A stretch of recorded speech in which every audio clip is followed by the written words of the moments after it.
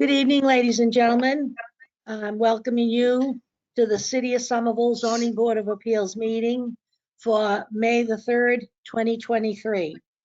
Tonight, board members present to hear the cases will be our clerk, Catherine Garavaglia, Ann Fullerton, Brian Cook, and Cecia Daglian, and I am your chair, Susan Fontano.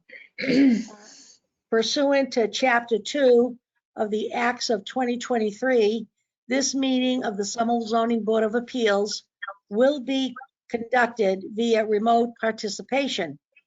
A recording of these proceedings can be accessed at any time using the registration link at the top of this agenda. There's nothing under general business tonight, so we're going to go right to our public hearing cases. And the first case on hand is 18 Ivory Street, P&Z 22-158. I believe if staff can help us that these are new cases tonight to be opened. That is correct, Madam Chair. This is Emily Hutchings. Yes. These are all new cases that need to be opened tonight. Thank you so much. Our clerk will take over at this time. Catherine, please go forward.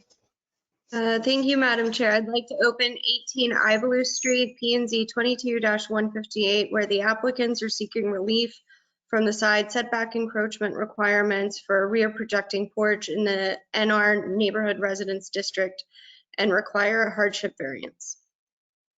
Thank you. Hello out there. Who's there representing Ivory Street? Madam Chair, this is Emily Hutchings again. I just promoted Dan Flynn to become a panelist. So Mr. Flynn, you should be able to come on camera and be able to. Oh, here they are. Hi, guys. Good Welcome. evening. Hi. Thank you. I'm Dan. This is Mika. We are residents of 18 Ivory Street. Been here about 10 years, and I would like to share my screen, if that's possible. Sure. Yep, hold on one moment. I'm sorry. I will allow you to present. All right, you should be able to now.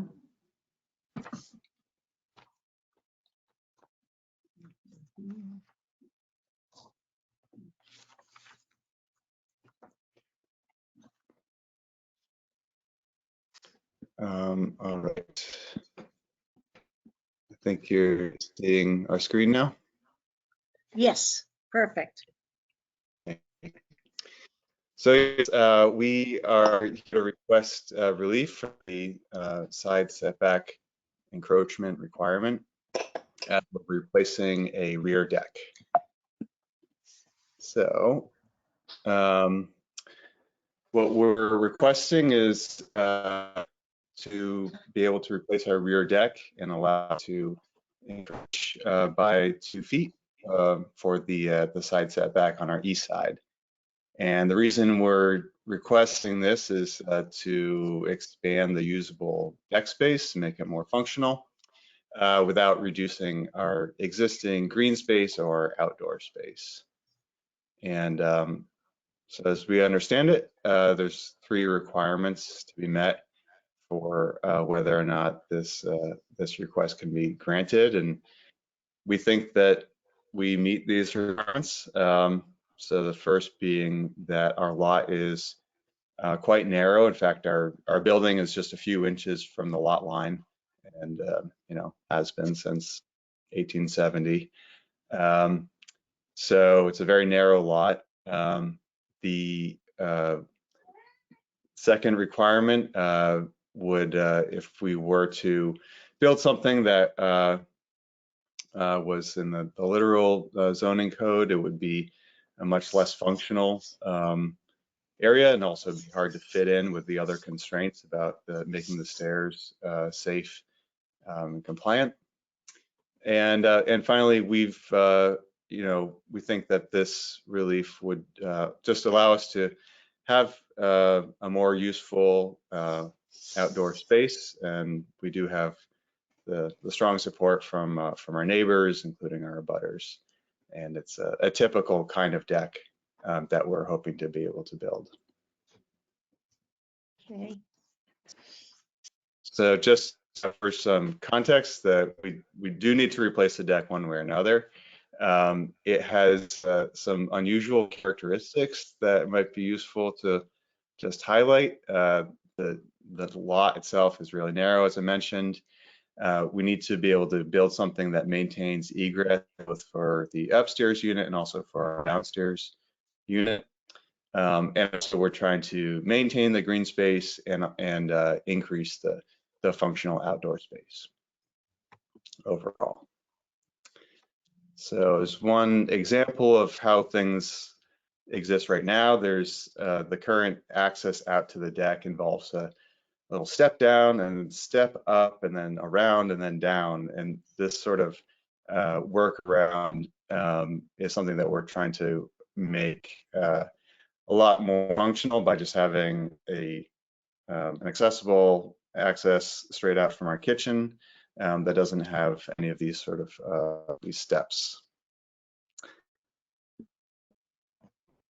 And yep, we also have some quite narrow stairs that don't have adequately sized landings, and also there's a retaining wall right on the where our patio meets the garden, and we're trying to maintain all that green space in the garden there. Take over. So on the plus side, we do have a wonderful seating area on this brick patio below the deck, and we use it often to host family, friends, and neighbors. It looks out on the garden. And having those good sized outdoor dining spaces is really important to us because the footprint of our house and our indoor dining spaces are so small. We have small eat-in kitchens and there's no dining room. So the upper unit essentially seats 3 people and the lower unit seats 2 people. We also have a wonderful backyard garden, and a priority in our design has been to protect that green space. Just for good measure, a few more flower photos. We really, really love this garden, you can see.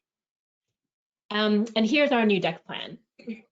So it's going to create this functional sized deck area that's accessible from the upper unit's kitchen. It moves the door to rear instead of east facing, which takes away that awkward sort of step down, step up hole. It turns the stairs to be east-west facing instead of north-south, so that they're less steep and wider and have safe landing size. And we could do that without moving the retaining wall or reducing our green space. And in order to support that new design, we moved to 2 different elevations so that the stairs can be less steep while maintaining this headroom on the patio below. So here's a top-down view of that new deck plan. So you can see this is the egress from our kitchen. We can go down the stairs or over to the seating area. And that's our goal, is to be able to seat about 6 people at a table here. You can see here is the 2 feet that they were requesting.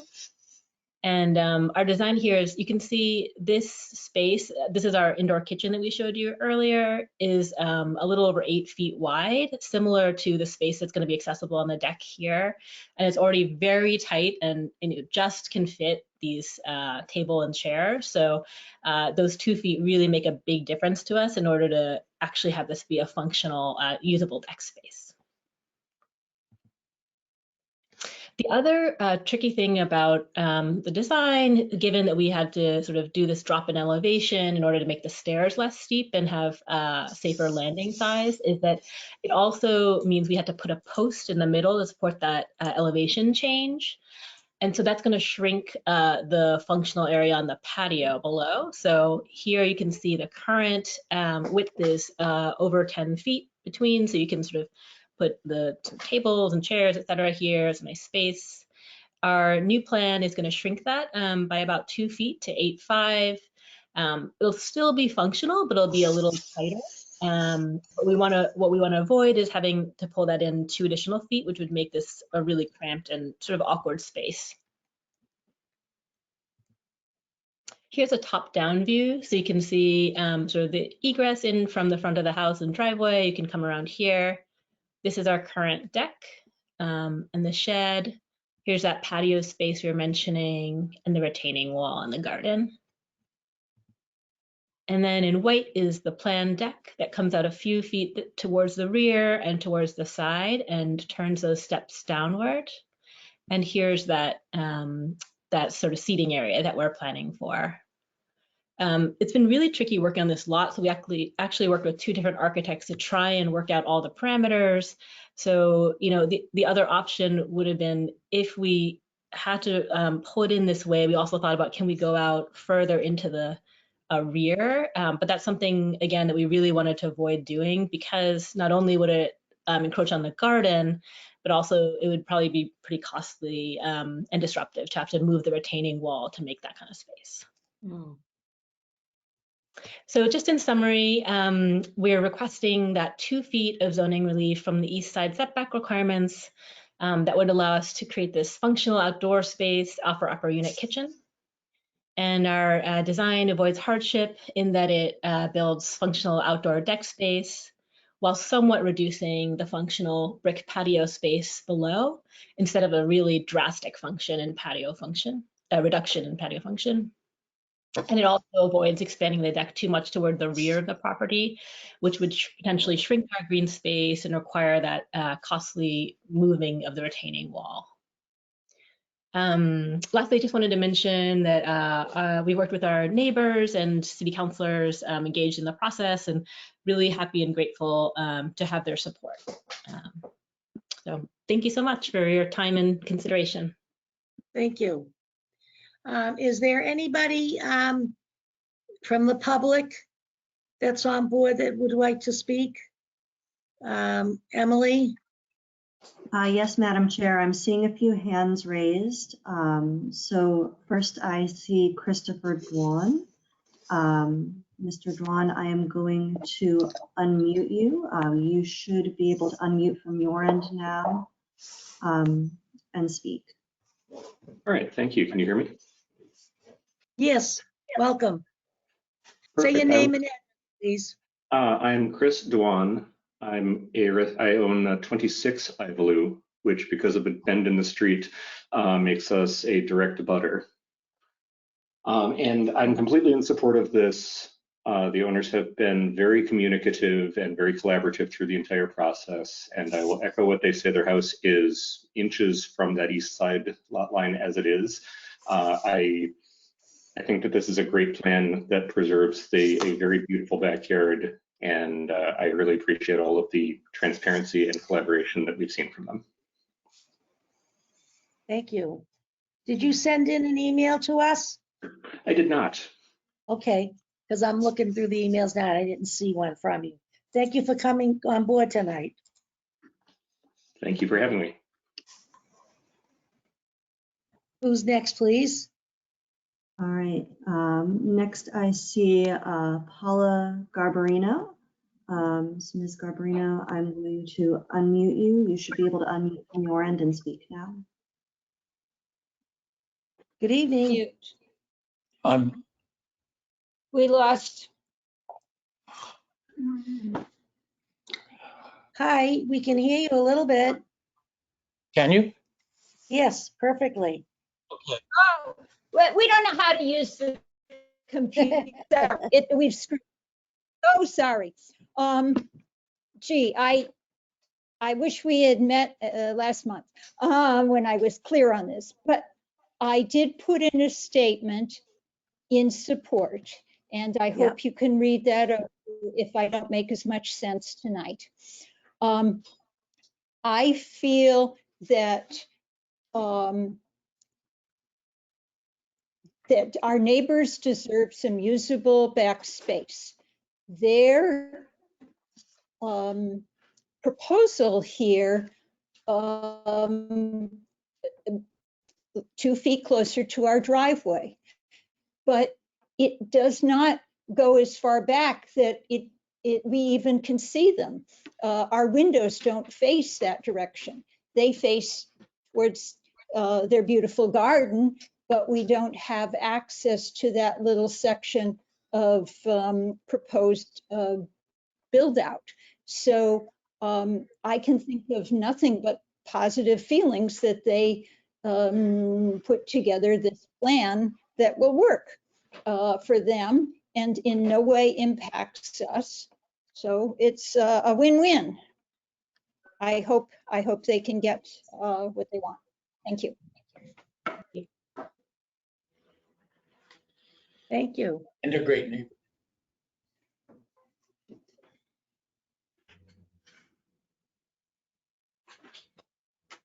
Who's next? Thank you. Next, we have Stephen Clark. Mr. Clark, I have unmuted you, so you should be able to unmute on your end. And once you have done that, you will be able to speak. Hello? Hello, welcome. Okay, thank you. I'm just going to read the letter that I submitted to the Board of Appeals prior to the initially scheduled meeting. I'm writing in support of the application of Mika Chen and then Flynn of 18 Ivory Street requesting relief from the setback requirement for their proposed deck. I read their application of 5 March and the staff memo of 27 March and viewed the site and plans. It appears the proposed deck would lie within the lot boundary setback established by the existing house and cause no further impingement on adjacent lots. It is my understanding that the owners of the adjacent lots are in support of the plan. The narrow lot does present unusual challenges, and it seems reasonable to wish to follow to the lines of the existing structure and not to lose the added utility of the deck area and at the proposed size. As a 33-year resident and 20-year property owner at this location in Somerville, I understand and take seriously the value and importance of zoning code enforcement. In this particular case, I think granting relief would result in negligible or no impact on the neighborhood and the surrounding properties, while being of substantial benefit to the homeowners, and so stand in support of Cheng and Flynn's application. Thanks for your consideration. Thank you very much. Next, please. Madam Chair, I see Councillor JT Scott is here. Councillor Scott, I have unmuted you, so you should be able to unmute and speak. Oh, hello, honorable members of the Zoning Board of Appeals. Nice to be here. Hello. To see your face, Chair Fontana. Yes. How you doing? Every day's a holiday, Chair. Every day's a holiday. Keep you busy, keep you busy. So what do you want to tell us tonight about this project? Before I get started, I just want to say to Cecilia, I'm so glad you made it on the ZBA. Thank you. I remember talking to you about that on your door many years ago. Yes. So thanks for sticking with it.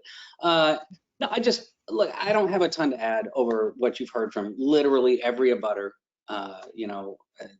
Paula and Mike coming in and Chris. And so there's a ton of support for this. It's really straightforward and it's really thoughtful in terms of just trying to make the most of what is honestly a very cramped lot. I think as the staff report notes that it is much narrower than the standard lot in Somerville. And the other thing that really jumped out to me about this is the pictures don't really do it justice, but having this weird step out into a hole and then stepping back up 2 steps to get on a porch, as we plan for our future and plan for our lives that hopefully will be very long and fruitful in Somerville, being able to age in place and actually having a setup that allows for stale rails and actual, level egress out onto that deck is really important. So I think it's a very thoughtful plan, fully in support of it, and I hope you'll be able to see clear to granting just a mere 2 feet of relief here. So thank you. Thank you, Mr. Scott. Thanks for coming on board tonight. Madam Chair, this is Emily Hutchings. I do not see any new hands raised at this time. All right. Well, we're going to move forward. I won't close that portion just quite yet because I'm sure we have some questions, where this is a variance, hardship variance. So I had a couple little questions. Is this a 1-family? It's a 2-family. It is. Can you show me the picture of your backyard again with the house? I want to, because you talk about the egress. That's what I'm going to check about. I just need to find the control for the sharing. Yeah. I think somebody might need to make us presenters again. I'm not sure. Just one Emily? moment. Sorry. That's okay.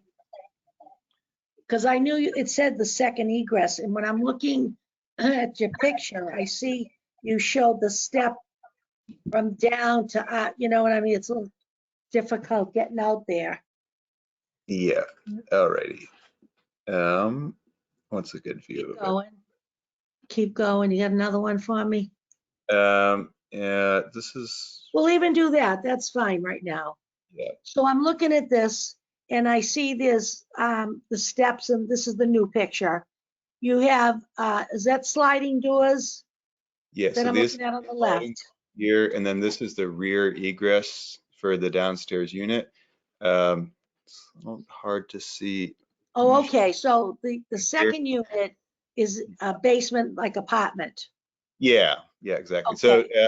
maybe that you can see here, it's maybe it's a little small, but yeah, so their stairs come out right here. So it's Yeah. basically parallel to the stairs that we're proposing. Right now, those are perpendicular, but this is showing the new plan, the proposal. So when I look here on the right, upper right-hand corner, is that where's their door and their stairs? Do you have anything to show that? Um, When no, they step out, they're stepping up to get this out is to the backyard? just, yeah, it's only an emergency egress. The main entrance is through the front. Right, Don't have a view but of that, that's but their emergency. I can, So they come out and go up to get out, or are they flat? I think we have one more photo that might show it there. Okay. So here's the The door. door. It's if you And they come, just step right out. there's 3 steps up that go this direction. So you sort of, yeah, you come out and then you turn to the side and then walk up 3 steps to get out. To the side yard. Mhm, yeah, Okay, all right. Okay, and then you guys have the rest of the house up and down. yeah, that's Yeah. right. Come out, you want to come out your, the new sliding door to come Yeah. onto your deck. That's Okay. right. That wall in the back, that retainer wall. Mhm. So if you're holding back soil and whatever from your neighbors in the back, It's actually our yard, so this is the retaining wall because this is sloping down. So yeah, like if you're sitting here, you're looking sort of uphill, and so it's Yeah. holding garden soil back. way back in the backyard where the fence is. It's actually right Yeah. here. Oh, it's right here by the Yeah, patio. it's the Oh, edge I of the see. brick and into the Yeah, garden. How you Yeah. can deep is also that? How high there, is that? How high? maybe Almost, 2 or 3 feet. 2 feet. yeah, yeah, So you can see it from here looking out. yeah, I can see. Okay, okay. And when I'm looking at these plans, so when I'm in the front of your house Mm. and I look down the yard where the steps, the new stairs are gonna go down, right? Do we see those stairs at all? From the front, you would see the very bottom of the last The step, last home. step, Yeah, yeah. okay, Yeah. yeah. It's hard to see from the street because we usually park our car in the driveway right there. And then you walk in probably 20 feet. Yeah. So Yeah. But if the car's not there, I get it. Okay, thank you. I'm sorry, anybody else have some comments, please? Raise your I do hand. have, Who's that? Cynthia? yeah, I have a question. Is the deck encroaching any further into the rear yard than the current one, or are you pretty much keeping that line? No, I mean, not the steps, but just the deck. Is it pretty much keeping the line of the current deck? Yeah, it does go out further than the current deck. So it's a deeper deck. Mhm. if that makes By sense. how much? Yeah, by how much? I think it's about 3 feet. So that's this is the current line of the orange is the current deck. Oh, okay. Yeah, and so the white, Substantial. yeah, so the white, we basically wanted to, we knew that we had this restriction on this side. So we were trying to push out this way while still allowing sort of this egress in and around. Yeah. The current deck is really mostly just a walkway. Right. It's really, You can't really do it's anything not on it. Yeah. that, it's not very functional. So, yeah.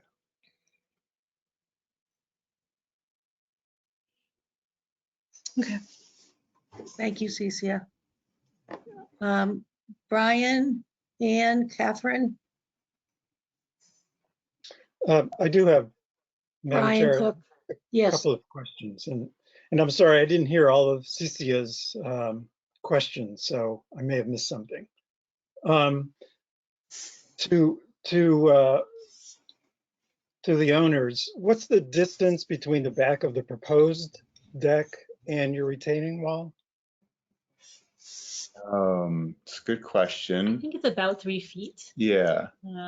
We're essentially thinking, can we like roll your bicycle in around that corner to park it? Let's see. Yeah, we'll And try what to would find you a number, lose if but the- it'll be it's a sufficient walkway. Right. With the, yeah. But the deck's high enough, it doesn't have to be. I don't Right. understand.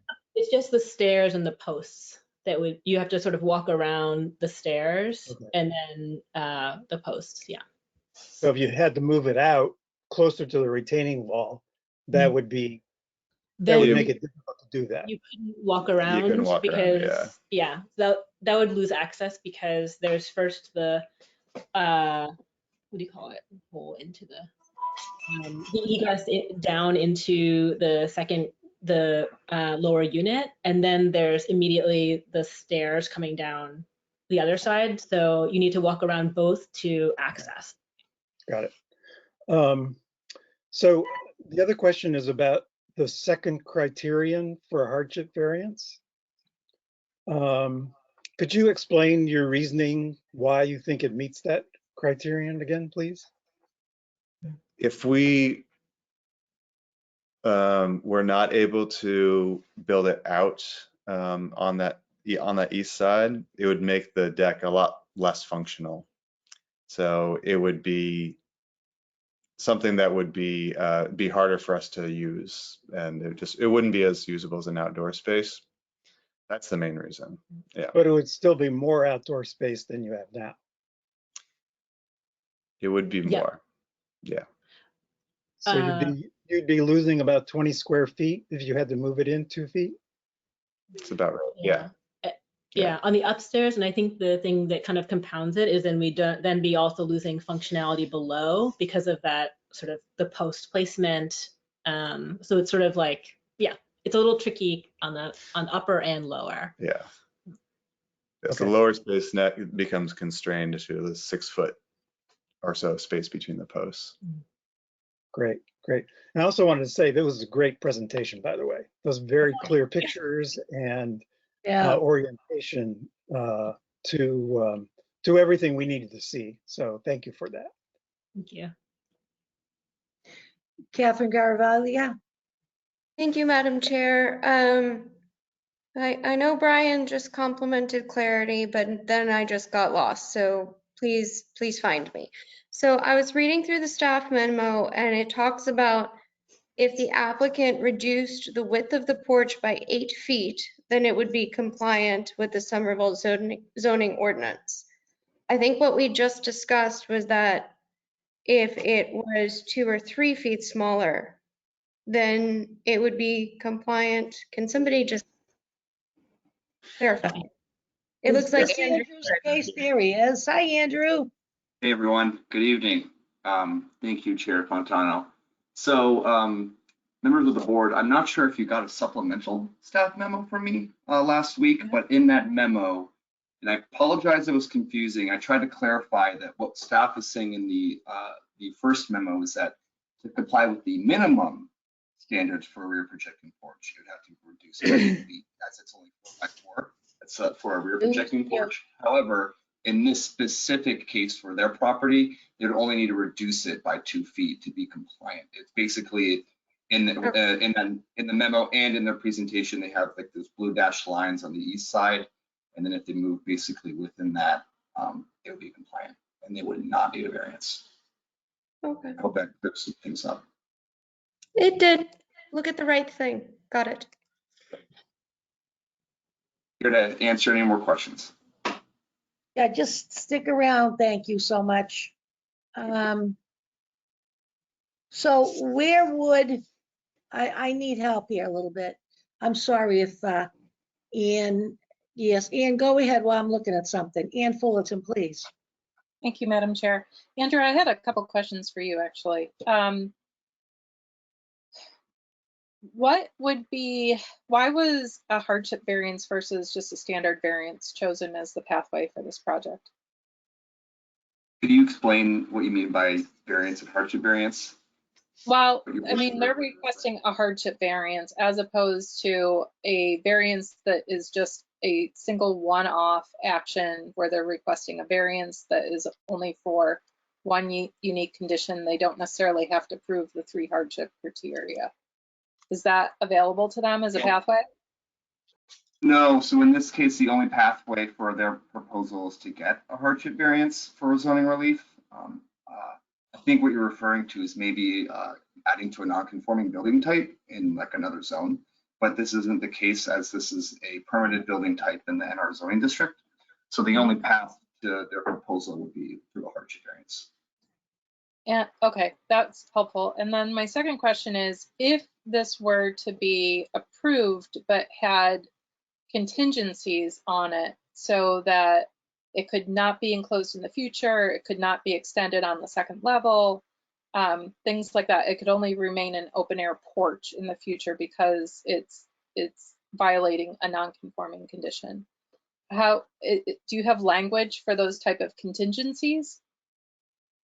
I believe you can condition it that way. I can't think of specific language off the top of my head, but staff can definitely work on drafting some language for you, or helping you form a condition that would be meeting that intent. Okay, thank you. I have another comment, Madam Chair. Please, CC. Yeah, this is for staff, either Emily or Andrew. And I'm sorry to muddy the waters a little bit. Have you heard of the Bella Alta case that this went in front of the Supreme Court of the state about I think maybe it was 3 years ago? Because I'm wondering why this is even by special permit, because or by variance and not special permit, because under that case, that was an appeal to the town of Brookline. And the state ruled that if you're 1 and 2 family residents and you're not creating a new hardship, which this one isn't because the house itself is already encroaching into the side setback, then if you're not further creating a new non-conformity, then you should be able to do these types of projects, extensions by special permit and not variance. So in this case, their proposal is extending beyond the existing dimensions of their deck. Of the deck, but not the house. The house already is, the structure itself, the primary structure is already encroaching into the side setback. Gotcha. So I'm going to defer to Emily to answer this question in further depth. So Emily, if you want to. Thank you, Andrew. This is Emily Hutchings.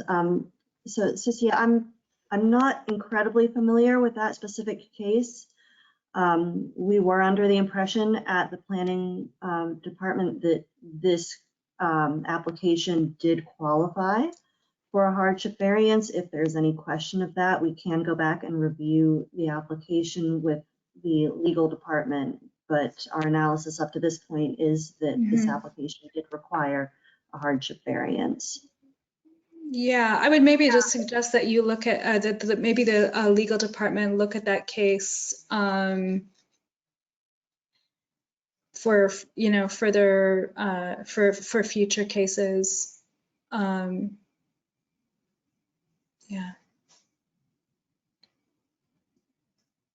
Thank Do you, you mind Cynthia. if you just provide that name of that case again so I can just write it for my record? Yeah, I could email it to you as well. It's Bellalta, Bell, I think Alta. I have the entire case. I just bring it up because when I was working in inspectional services in Cambridge, that case went through the Supreme Court, the Massachusetts Supreme Court, and then Cambridge had to change its zoning ordinance for 1 and 2 families because of an appeal that involved the town and interpretation of the state's enabling ordinance. We will further look into that for you. Yeah. Thank you so much. Mhm. So we have some options here. We can approve the variance, but we'd have to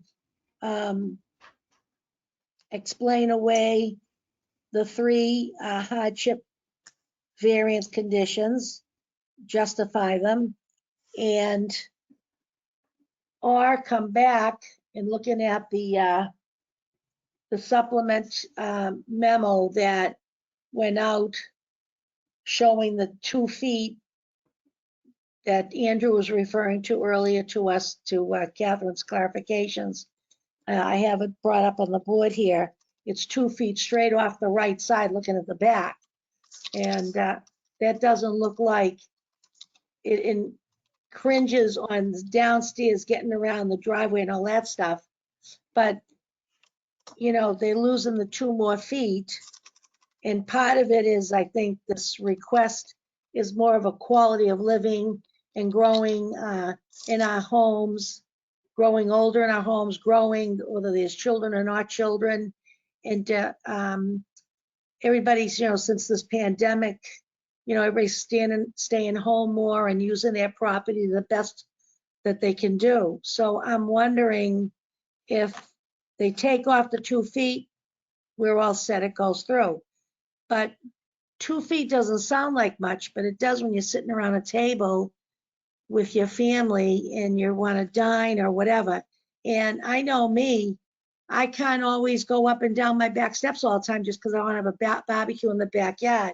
You know, you leave the cooking for somebody like that and we go on the back porch right out here. I call it a porch, and it's great. You can sit out there till late at night. So I go along with listen what everybody has to say. We have an architect here tonight. We have an attorney who likes to interpret things. We have an inspectional services person. So I'd like to hear a little bit more so we can hash this out and move forward with it tonight. Who would like to speak to the comments I just made? Brian and Ian. Brian, go ahead. I'm really on the fence about the 2 feet. I mean, I understand the owner's concern about what it would do to the usable space. And I could convince myself that it's a hardship rather than an inconvenience. But it's also important to abide by the zoning code. And gosh, 2 feet. I mean, on one side, it seems insignificant, and on the other side, it's the sticking point. And it is the case that the house itself already impinges on the setback requirement.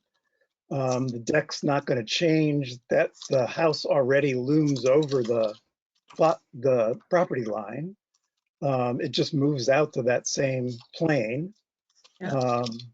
So I think it's practically 6 of one and half a dozen of the other. I think it's really a sense on the part of the board whether this is too much to swallow in terms of accepting a nonconformity for a new design. And you know, I would like to hear others speak to the question of whether it's something we would support or not support. Thank you. Ann Fullerton. Thank you, Madam Chair. I understand Brian's point of view, because if you were reading this case and we hadn't had this discussion, frankly, I would be inclined to follow the direction of the zoning code. But in general, my instinct is to lean towards people enjoying being in their homes within reason and growing within their homes within reason. We didn't hear any abutters that didn't support this, which I think is a big, big point. Because that would sway me significantly one way or the other. And the second piece is, I do think that we need to understand that the second point of the conditions for a hardship variance, while it's a little gray, the way it is impacting them is not completely just inconvenience. They are essentially putting foundation and reducing the size of their patio space where they do host larger gatherings, where they do have that accommodation at their home. They're removing that.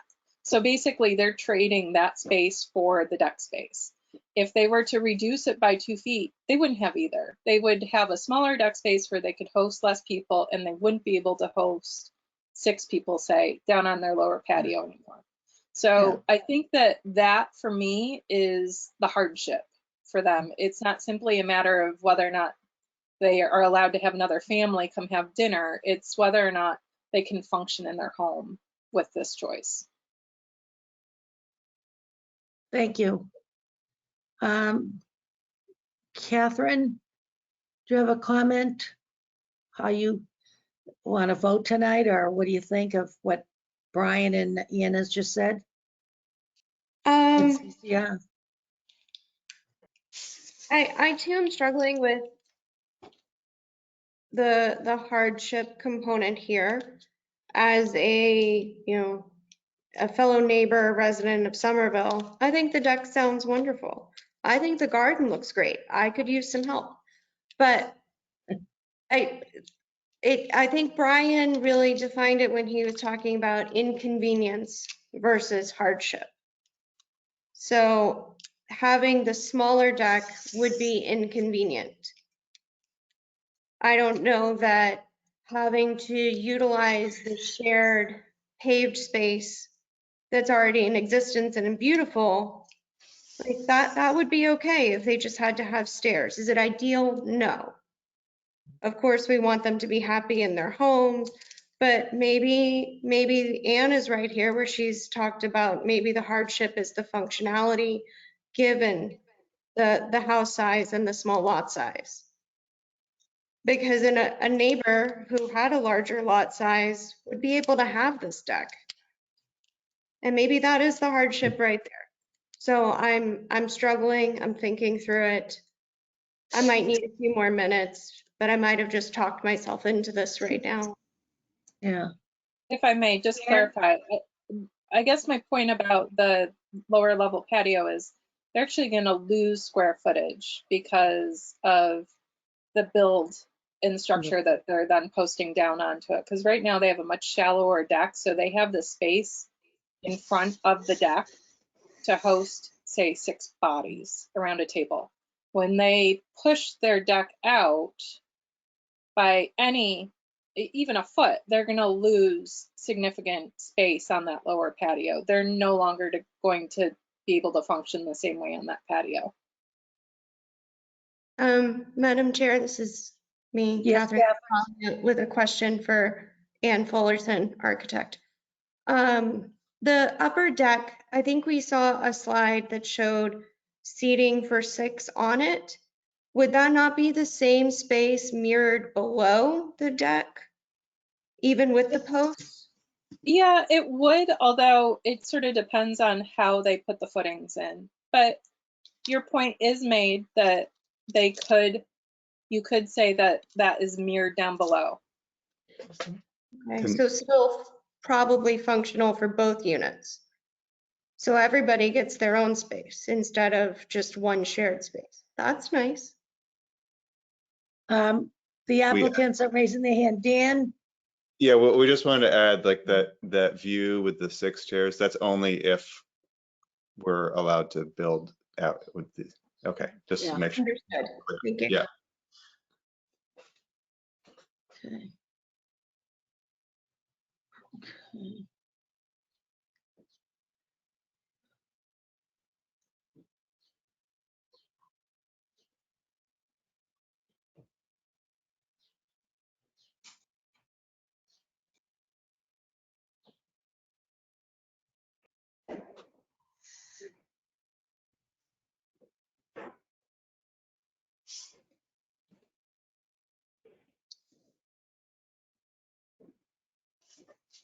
Well, if there's someone who needs to break the impasse, if we have an impasse, I think Anne's points were convincing to me.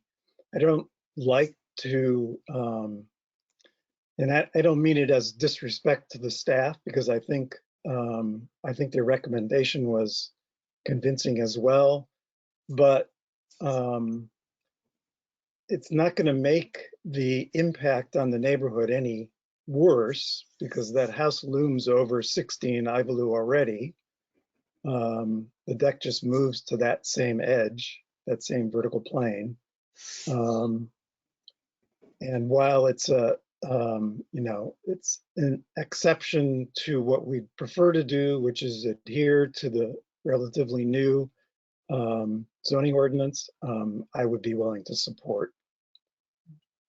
Oh, I did want to ask whether Anne wants to push forward with the conditions that she had stated. Yeah, Oh, yeah. thank you, Member Cook. I do think it should be conditioned to be only associated with the primary floor, however that is referenced for them, whether it's referenced as the first or the second floor, and that it is not enclosable as a sunroom or living space in the future, that it must remain open space. If everybody else is agreeable to that. Yeah, I am. My comment is the way it's so far back and it's engulfed back there, and there's a lot of foliage and greenage, as long as it's not protruding on that right side of the house, I wouldn't want to begrudge them the 2 feet. If it was out beyond that, then I'd say bring it all the way into the red line here on the memo of April the 26th. But the way it stands now, it's in from the edge. You got that little step down there, and you got to have safe stairs, especially for emergencies and egress. Variance of that, we're trying to be very strict on the variances, and we could say, well, no, if you go back to 2 feet, you don't need the variance. I agree with Ann and Brian right now on, I'd approve this tonight the way it is. I think a lot of thought and time's been put into it, and I don't think you just dug your heels in. Sometimes we have cases of applicants come up. I think I'd go and approve it tonight with some of with the conditions that Ian expressed, or anybody else that they can come up with, including staff, because you folks work a lot with people, what's can happen down the road to a project. And if we had the site to see that, we might vote differently. So that's why I also say to Emily or Andrew on board tonight, if you guys have any other suggestion you'd like to make for us to go forward with this tonight, I, for one, would appreciate it. Catherine, you had your hand going up. One moment, Andrew, please. Catherine. Sure. I just, as a point of clarification, Cecilia had brought up the Bellotta case with the Massachusetts State Supreme Court. I don't believe that one to be applicable here after reading through it, and I want to make sure that we all understand that. That particular case, the property in question was allowed under a special permit already as legal non-conforming, so there was a modification to the special permit. The decision stated that they also needed a variance. So I don't think it's relevant here. And I just wanted to make sure that we've listened to it, thought about it, and moved on from it. Okay, thank you. What I think else, it's Kathy? important to make sure that we stay on track with these. What do you mean by that statement? I just want to make sure staff's evaluated this, and I'm sure that they've checked that we have a variance here, so I don't want Oh, to. yeah. Yeah, okay, Yeah. thank you so much. Now we have- Madam Chair, Emily Rose. Hutchings, I apologize for interrupting. Is it all right if I jump in? Yes, please. So I wanted to thank Catherine and Cecilia for making sure that they both fully understand the case and anything applicable to it. I did also want to note that Somerville does have a partially form-based code and does not have single or two-family housing zone. We just have our neighborhood housing zone. And so this is a case where it's a bit different. I did also want to clarify what a hardship variance is. A hardship variance is a state permitted allowance for some leniency. There is no other type of variance that is permitted by state law. It's only a hardship variance. There are 3 criteria that must be met in order for a hardship variance to be granted by a zoning board of appeals. And so I just did want to clarify that that is what the case is with all hardship variance applications. They must be reviewed by the zoning board. And for the zoning board to grant a hardship variance, they must find that an application meets all 3 criteria.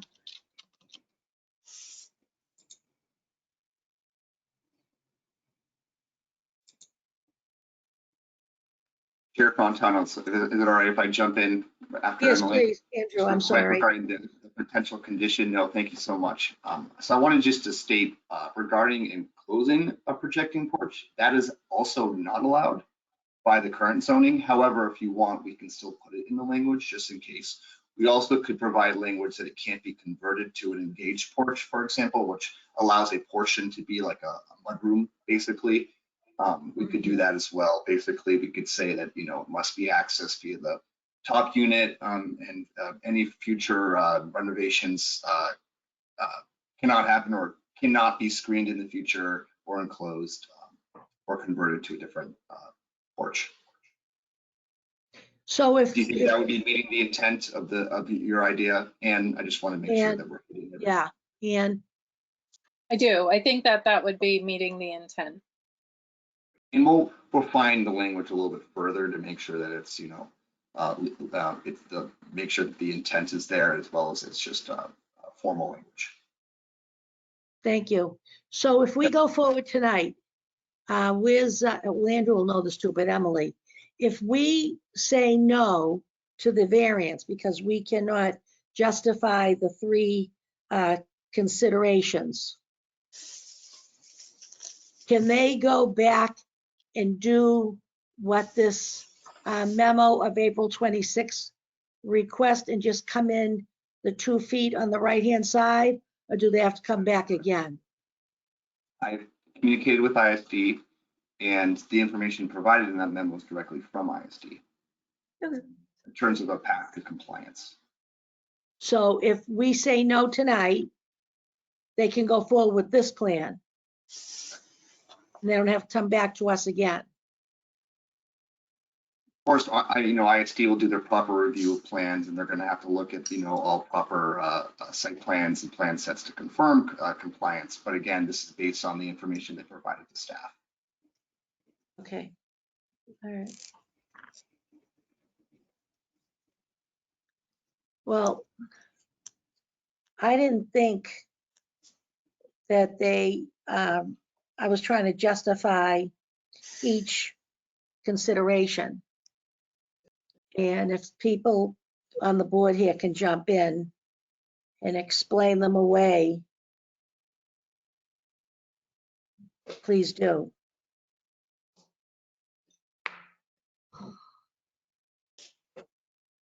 Madam Chair? Madam Chair, go for Yep. it. Catherine, Well, you are the attorney and you usually have much better legalese. I would love if we would stop flinging that around. I think condition one is, I think we're all there. The special circumstance related to the shape or topography of the parcel and the unusual characteristic of the building and existing structure. The building is already pretty much on the lot line. And I forget the percentage smaller, it said in the staff memo, but 20% or more than that smaller than the abutting lots. The literal enforcement would cause a substantial hardship is where I get stuck on this, because it's what is a hardship versus an inconvenience. So, and I'm gonna punt your way. I think that the hardship in this case is if we were to ask them to follow the path recommended by ISD, it would limit their accessory living space, meaning their outdoor living space. It would limit it further than it's already limited. And it would cause them to spend more money to try to create a new patio or something else in their garden to have a space large enough to have that sort of informal, larger dining space. Okay. I would just add Brian? that as Emily said about the state provision for hardship variances, it's to allow for some leniency in the enforcement of the ordinance. And this seems to me to be exactly a case where one could reasonably consider some leniency, find a way to justify meeting the hardship criterion, that is criterion number 2, and approve it with conditions. Okay. Thank you. And Cecia, oh, I'm sorry, Catherine, you want to finish up? Oh, I was gonna get us through condition 3, but if Cecia wants to pick it up, if she has thoughts on condition 3, I'm happy to yield. I don't have further thoughts on condition 3. I don't think it's, the proposal is substantially detrimental to the neighborhood than the existing house, so I would be in support of it. Thank you. Catherine, is that what you were going to say? Yeah, I think Cecia hit the elements of that. I'm gonna echo that and just pop in. Not only is it not a substantial hardship, we've heard from the community and the neighbors how they're okay with it. They're supportive of it. They're looking forward to it. And we even heard that they're great property owners, and we've all seen the backyard. Looked lovely. Great. Yeah, beautiful. So are we ready to vote tonight? I am. I am. Okay. So we have 5 people here. You need the 4. Could we have the clerk please make a motion? Yes, Madam Chair. I make a motion to approve the request for the hardship variance, subject to the conditions that Anne and Andrew have discussed. And I make this motion in light of our conversation discussing all of the elements why we think approving the variance is appropriate. Okay. I think we covered all 3 in our deliberations. May I have a second on the motion? Second. Seconded by Ann Fullerton. Before I go around the loop, we're going to include all the documents that were submitted from the planning, preservation, and zoning staff. And I know the clients were shaking their heads with all the conditions. Are you all set with the conditions that might be coming up from ISD? Okay, great. And the planning working with Andrew? Is that a yes for the record? Dan Flynn? Yes, yeah. Sorry, yeah. Yeah, thank you. Okay. All right, so we'll go around here for the vote. In the affirmative, Brian Cook. Aye. Susan Fontano, aye. Cecia Daglian, Aye.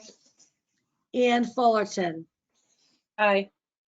and Catherine Garavaglia. Aye. That the record shows unanimous, all 5 board members voting in the affirmative to approve the hardship variance with conditions. Thank you. Good luck. Thank you so much. Thank you so You're much. welcome. Appreciate it. Okay.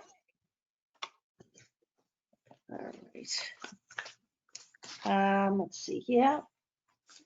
Give me 1 second, guys. Next is 483 Broadway.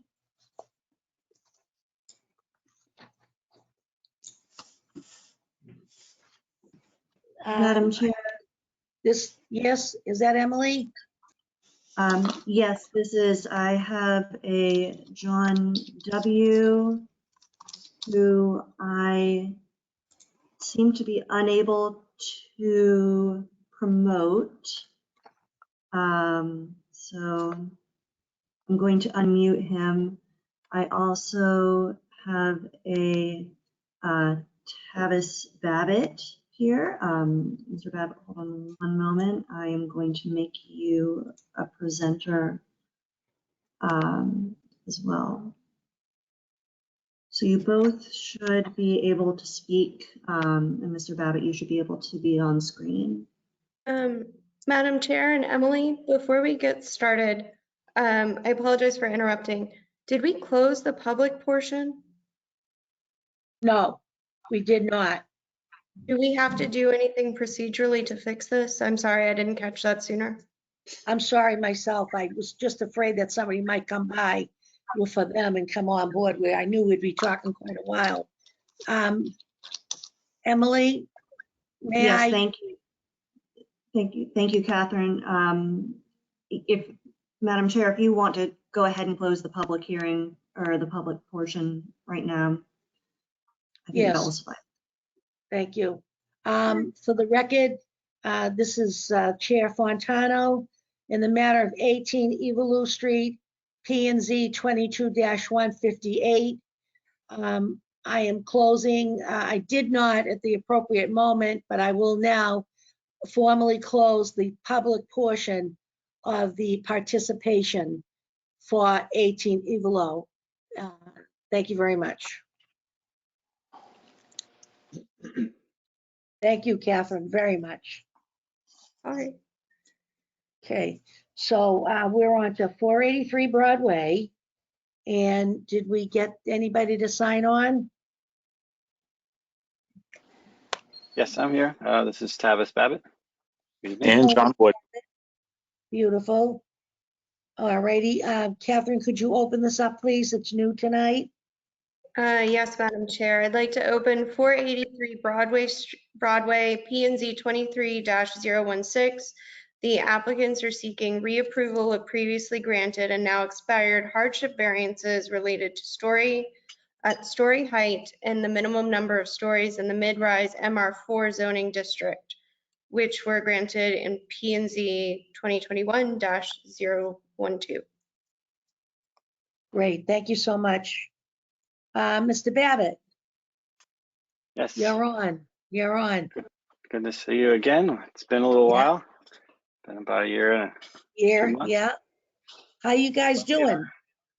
Well, we've had a couple of neighborhood meetings, a couple of meetings with the UDC, sustainability approval, TAP approval, public space, urban forestry. We've been through all those departments, and as we're not aware, we let our approval expire for a variance, so that's why we are back. Mhm. So we've made some minor tweaks, mostly to the exterior and the site greenery for our building, but essentially it's the same footprint, same use, and same size as originally was requested for the variance. Just to show the current views that we worked on based on all our meetings and feedback from everyone. We've changed the materials from what we had before, as you can see here on the graphic. It's now a little bit more of a commercial looking building. And we did that based on many of the comments that we've gotten from mostly UDC, but also some of the neighbors. But the parameters are the same. We are trying to renovate an existing building that's mostly in the Medford area. And we're developing the area that's undeveloped currently in Somerville that's been used as a parking area, even though it doesn't meet the depth for a parking area. And so the owner has requested to gain approval for a variance to use that space in line with what's more appropriate with the neighborhood, which is a 2-story building, which is what Medford requires and nothing more. And so that's why we're requesting the 2-story variance. And the height, as well, as you may recall, we're looking to take advantage of what's the existing structure is already, which is here. So this shows the existing 1-story structure. And we wanted to use that structure to build off of and extend into the new area. And that would mean keeping the floor height on the first level lower than what's required, which is 14 feet in the MR4. And so the idea really is to keep it more in line with the neighborhood. As you'll see here, the buildings around are in the back are all 2-story structures. Next to it is a parking lot. And so, having that space, it really does kind of stand alone and feel like it's part of that neighborhood that's behind it. So that was the idea behind what we're requesting. And the reasons really apply to the uniqueness of the site being only 700 square feet of Somerville area, and we're building only 500 of that into a footprint to extend the building. So any other questions that you might recall maybe coming back to mind a little bit as we talk, but Well, I have a question with the new, did we see this design before? no, what we had before originally was more of a it had horizontal siding, you might remember, more of a house kind of look. Yeah. Yeah, and we had corner boards and things like that, but the UDC really kind of didn't like that. So the neighborhood, they didn't really seem to care too much about that on either way, but based on what the Urban Design Commission wanted, we went more to a cleaner look like this, more commercial style. They And wanted when to you see say more of a the storefront.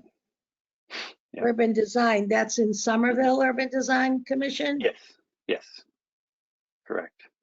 And who else looked at this with them? Did you say the planning department?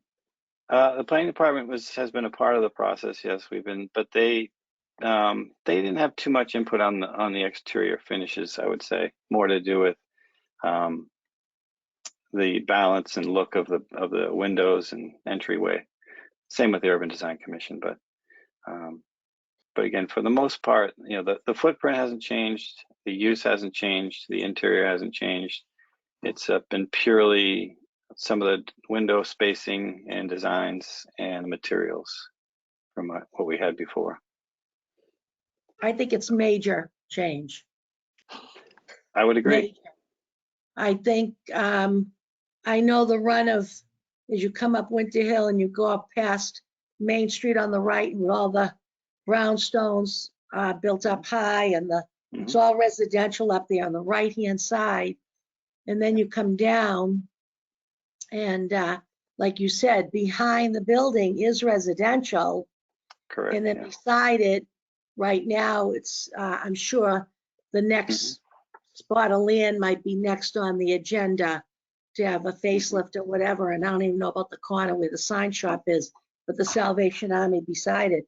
I think it's very, I don't like the color maybe is what it is. I think it's kind of militant. I think it's real city. And I was hoping as we went forward with some of these, I mean, you say you want the storefront retail on the bottom, you can get that without this look. So, correct. I mean, I know the look's not our purview, but I'm not happy to, I don't think you think it's funny? No, I couldn't agree with more. Maybe you should think about jumping on the UDC. Yeah. I mean, I don't mean to be difficult, but I'm just really taken aback by it, but where it is and everything. I agree. And I was a little bit surprised at the direction that, we ended up based on their comments. Yeah. Okay. All right. So this is an extension on the time, right? Yes. Okay, essentially. I mean, because we let it lapse, has to be basically renewed. Yes. and this will bring us up to where? 1 year? Another year, yeah. Okay. I see Chair? Ms. White. Hello, Sorry, my dog's welcome. barking in the background. Good evening, Madam Chair. How are you? I haven't seen you in a long time. I know, what a pleasure to have you with us tonight. So what do you have to Likewise. say about this? Yes, I just wanted to jump in and answer your question relative to the time frame on the variance, and it is correct that since it is expired, you would basically be approving a new variance. So it would have its regular time frame of a year. Okay. So no extension needed, no date to figure out. It would just be a brand new variance that's the same one. Gotcha. All right, thank you. You're welcome. So is there anybody here from the public tonight that would like to speak to this project?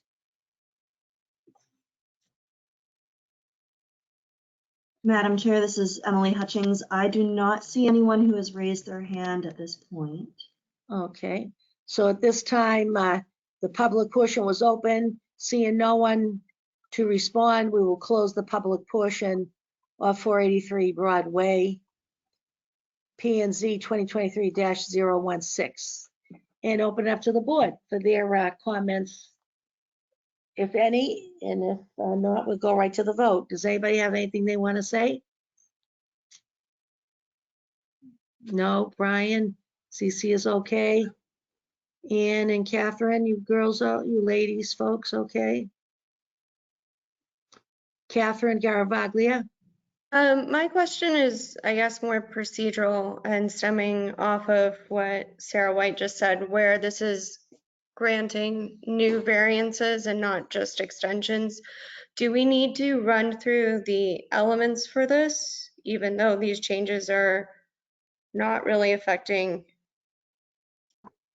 the prior discussion? I just want to make sure we've done our job.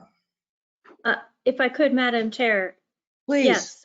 Yes, thank you very much. Through you, Madam Chair. Yes, you would have to reaffirm your variance findings. And I believe that the original decision is attached, and you can find what your findings were in there if that is helpful for you. It would have been appended to the very, very, very, very end of the staff memo. Thank you. You bet.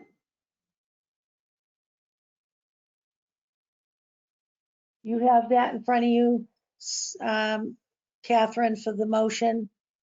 I'm looking through it now, trying to find. I am too. I'm not Only seeing 2 it. pages. Yeah, it's only 2 pages long. Let me see something. Go back here. Oops. Yeah, there's no attachment to the staff memo. It says that it says, please see the attached decision, but I don't see such a Then it decision. might not have come through. Then I will pull it up for you if you'll just give me one moment. That would Thank be you. great.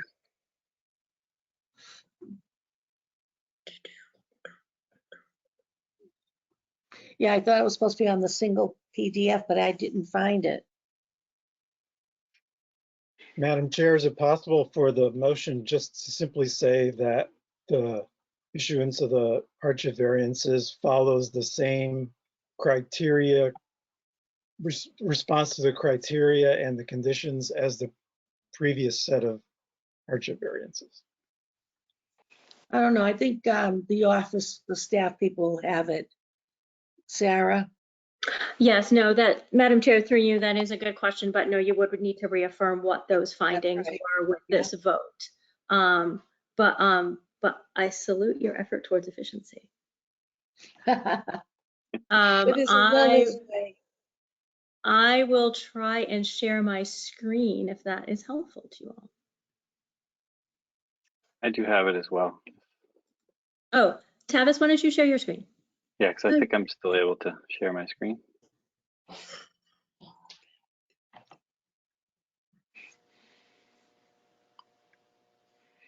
There you go. Yeah, I mean, that's good. That sound correct? That's the right one, right? Mm-hmm. Can you read that all right?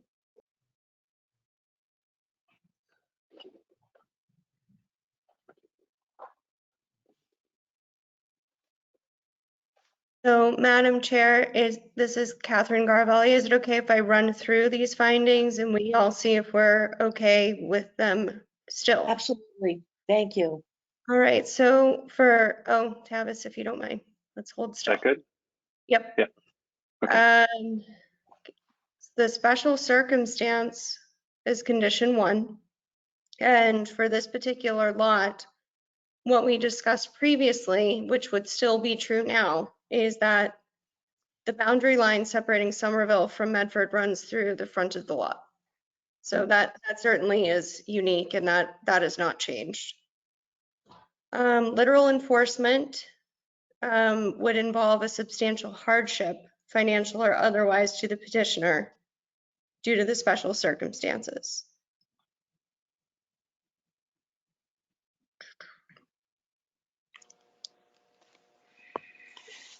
Oh, so this characteristic is also still true because previously we had discussed, again, the line of Somerville and Medford running through the lot, but Medford, who controls a portion of this building, will only allow a 2-story height building. So they cannot meet the Somerville requirements and the Medford requirements at the same time. It's just not possible. So I think that's still very much true, and we haven't seen any changes in the plans that would cause me to have any deviations from that assessment. And then desirable relief could be granted without causing substantial detriment. Oh, this is related to the story height, and we decided that the board found allowing for lower ground story height of 11 feet 2 inches where 14 was required, and the construction of 2 stories in a zone where a minimum of 3 is required will not be a substantial detriment to the public good. I mean, that's less than 3-inch difference. So I see why we would have made that decision and why it still would be appropriate here. Does anyone have anything else they would like to add to these, or other questions or considerations that we would have missed? Great. No. Just clarifying, it's a 3-foot difference, less than 3-foot difference, but still, I think it's That's right. That's 3 feet. You are correct.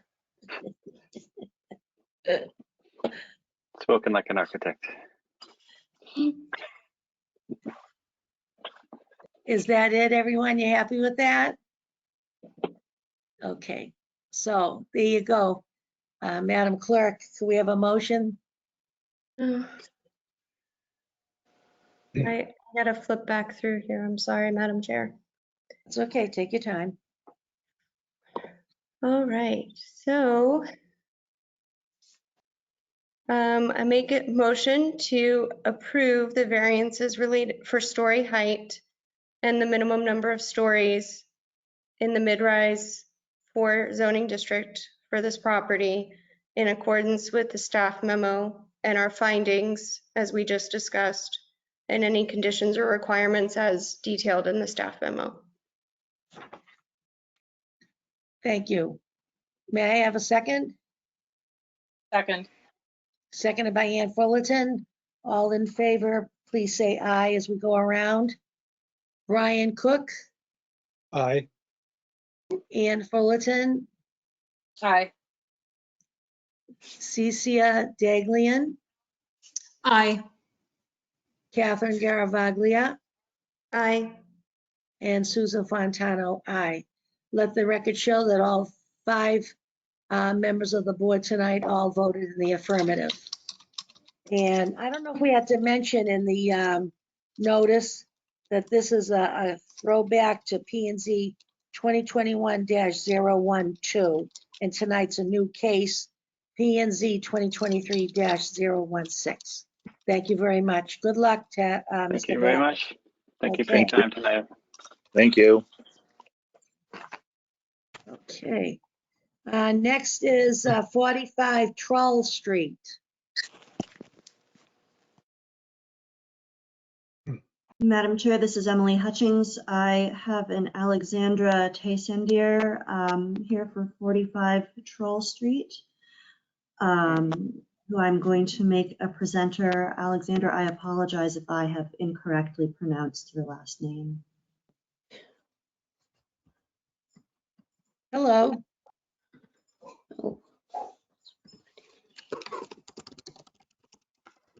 Is the applicant there, Alexandra? Oh, Hello.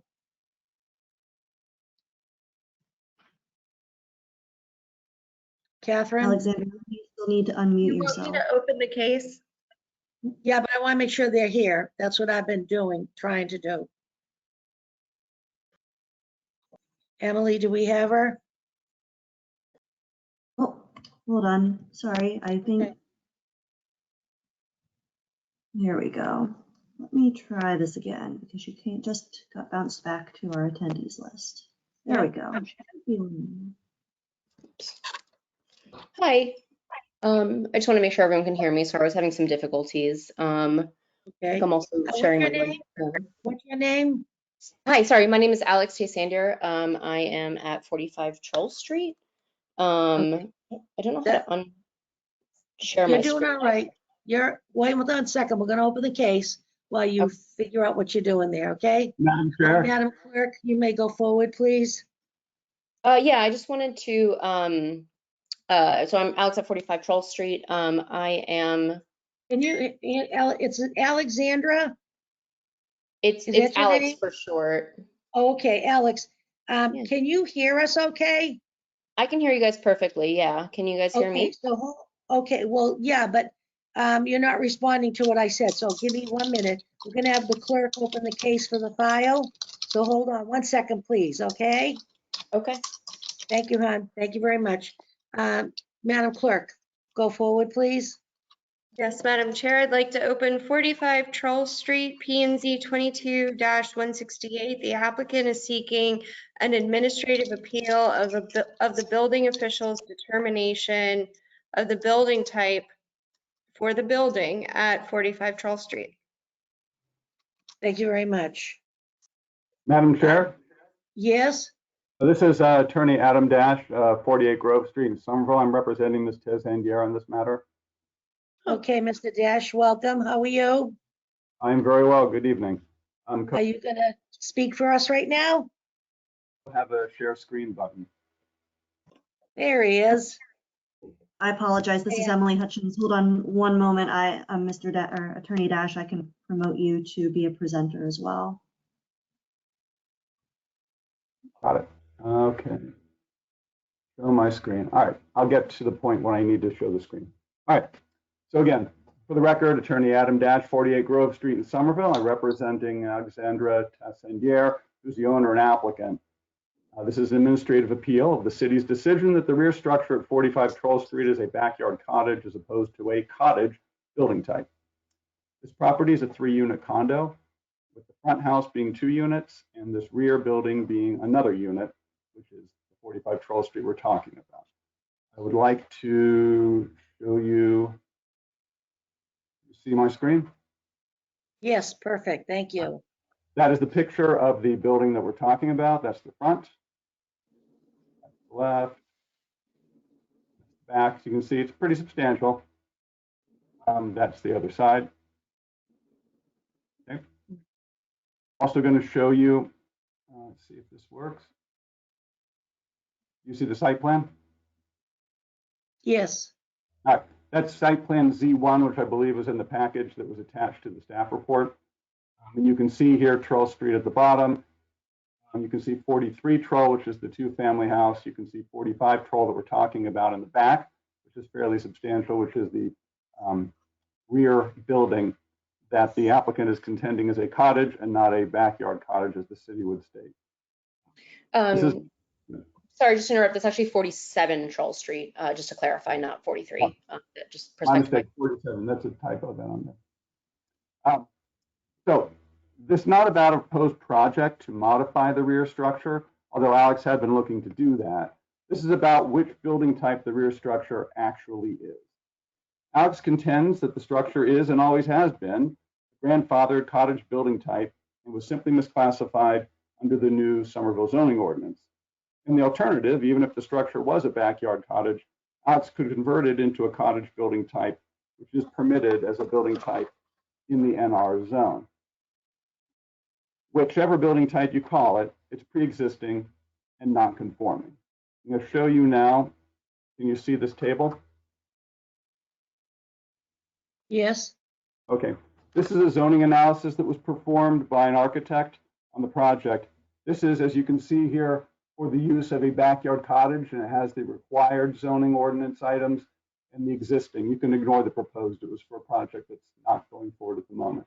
So, however, the existing condition of this is a backyard cottage is worth noting here.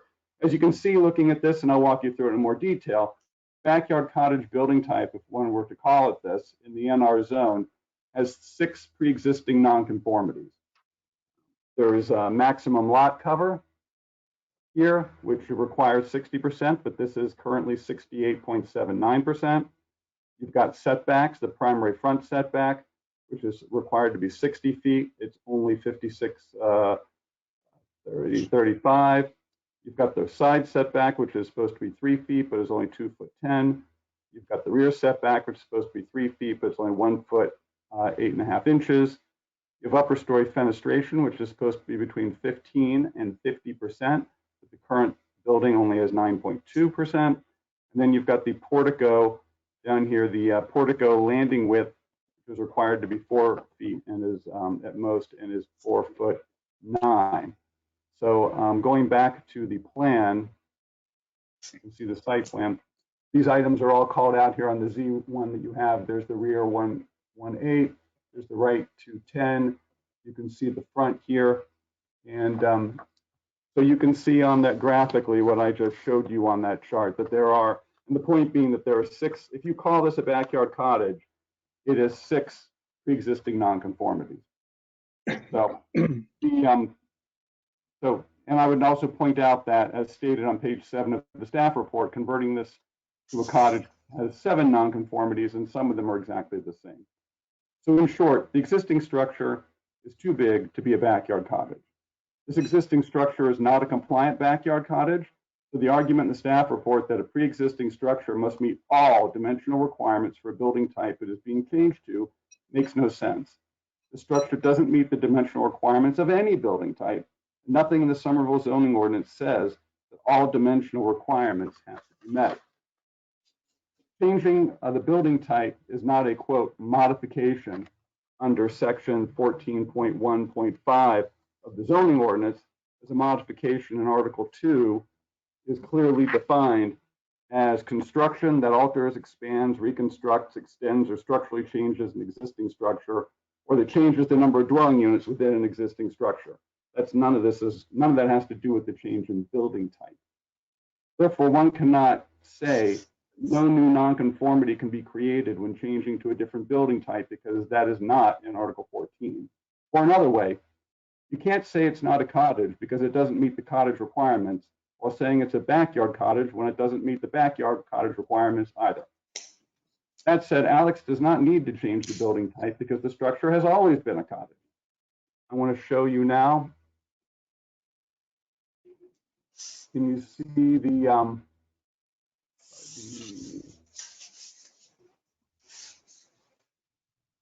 right, so these are examples. You see the picture?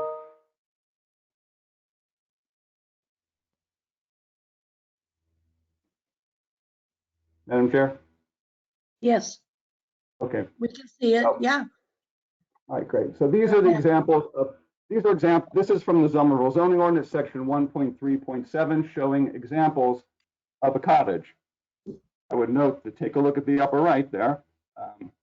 So what you're seeing here sure sounds like, if you read that definition at the top of a cottage, a small floor-plate detached principal building type with 1 dwelling unit. The cottage is the smallest type of detached principal building in Somerville. 2 variants exist with a half-story under a pitched roof and another with a full-height second story and a shallow pitched roof or a flat roof. The following are examples. So you take a look at those examples, right?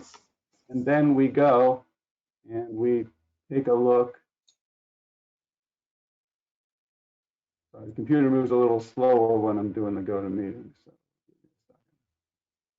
And then we go and we take a look at the front there, right? I'd say that this sure looks like and sounds like and barks like a cottage, which is 1.5 stories of living space. I would note that this building also has a finished basement. Being a pre-existing non-conforming structure would allow all non-conformities to remain, including having 2 principal structures on 1 lot, a situation which exists in Somerville from place to place. The Zoning Board of Appeals can and should determine the structure to be a pre-existing non-conforming cottage. I would like to point out also the intent of the Somerville zoning ordinance is as stated in section 1.1.4. I would note in A1.1, in 1.1.4A1, these intents of the Somerville ordinance are to implement the comprehensive plan in the city and enforce officially adopted plans and policies. B1, and this is crucial, to equitably balance the regulation of real property with the interests of the community as a whole. And C4, to protect the social, economic, environmental benefits provided by a walkable development pattern. D1, to develop and maintain complete mixed-use, walkable, transit-oriented, and environmentally sustainable neighborhoods that foster a strong sense of community.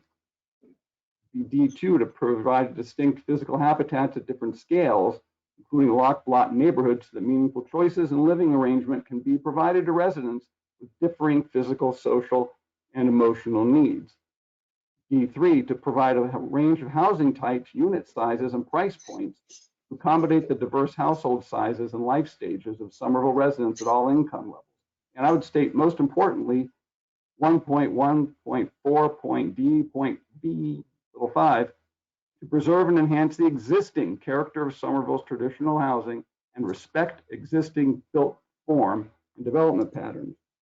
I'll point out that back when I was talking about equitably balance the regulation of real property with the interest of the community as a whole, which the zoning ordinance says is one of the intents of the ordinance, that this equitable analysis is something the Zoning Board of Appeals can use to determine the answer here. Fairness, common sense, and balance, rather than inflexible decision-making, are intended to be used when looking at the Somerville zoning ordinance. If you want to know what the neighborhood thinks is in the best interest of the of itself, I can read to you an email of support from Stephanie and Max Bridges at 47 Troll Street, which I'll pull up on the screen here, stating that we offer support, summarizing the sentence here, we offer support for her zoning appeal. We're happy to see her making improvements to her home for her growing family. The Somerville homeowners with a family of our own, it's been upsetting to hear about the bureaucratic hurdles she's encountered, making what should be a straightforward improvement to her own property. Meanwhile, being surrounded by properties gutted and flipped by developers looking to make a profit, the city we live in should be more sympathetic to its own residents rather than developers, improving property to suit the long-term needs of the families. So Alex's interpretation provides an equitable resolution of this entire matter. I'd say the staff report on page 5 admits that nonconformities exist for a backyard cottage classification of the structure, which I'd stated. Although it only lists rear and side setback nonconformities when they're actually the 6 nonconformities of the backyard cottage I pointed out, and says that such nonconformities are grandfathered. This does not make the structure a backyard cottage. There are also nonconformities the structure would have as a cottage, and those would be grandfathered if the board granted this appeal and decided it was a cottage. You get to the same place either way. The staff report to say on pages 4 and 5 that the entire structure of the Somerville zoning ordinance is predicated on the fundamental rule of 1 lot, 1 principal building is an overstatement. I do not see any hierarchy of nonconformities in the Somerville zoning ordinance. The structure does not conform to all of the requirements of any building type. The Somerville zoning ordinance is predicated on the intent stated in section 1.1 that I read, and requires the equitable balance of regulation with the interests of the community. The structure exists. It's there no matter how you classify it. It's a pre-existing non-conforming structure no matter how you classify it. It's a 3-unit condo with this building being a unit, which certainly operates like 2 principal structures on 1 lot. This is because it is grandfathered that way because it is a cottage. There's nothing wrong in saying the structure was misclassified under the new Somerville zoning ordinance. It happens. Not a criticism of any one person. When a structure could be one building type or another, it has an existing nonconformity either way. This board has equitably balanced what's best with what's regulated. You can help Alex with her property by granting her appeal on the grounds that it has always been a cottage, or that it be converted into a cottage. There's no reason to rigidly apply an interpretation by picking which nonconformities to list. I ask you to use your common sense on this matter. Please grant Alex's appeal and overturn the determination that this condo unit structure is a backyard cottage. Thank you. Is there anyone here for the public portion of this 45 Troll Street? Madam Emily? Chair, this is Emily Hutchings. I do see a couple of hands raised. First hand I saw raised was Stephanie Bridges, so if you're good with moving forward, I can unmute her. Yes, please. Ms. Bridges, you should be unmuted on our end. You will still need to unmute on your end.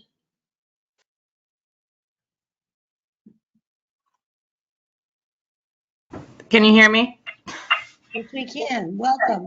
Hi, thank you. I'm Stephanie Bridges. I'm Alex's neighbor at 47 Troll Street, which is the large house on the same lot as Alex. Adam already read my statement, so thank you, Adam, for that. I just want to reaffirm my support of her appeal here, as she's looking to make, again, some modest improvements to her property to more suit the needs of her family. So just want to reaffirm my support, and thank you very much. Thank you. Who's next? Madam Chair, I also see Meredith Porter has his hand raised. So Mr. Porter, I have unmuted you, so you should be able to unmute on your end and start. Hi, Meredith Porter, 104 Josephine Ave. I don't have a position on this. I'm just curious because I didn't hear it stated as to what the consequences would be of changing the classification of this building from a backyard cottage to a cottage, and what the applicant would like to achieve in this case. Also, what the consequences in the future of such a change might be, if other modifications might be made in the future that would in some way be detrimental, just that we haven't anticipated at this point. So clarification would be helpful. Thanks. Thank you very much.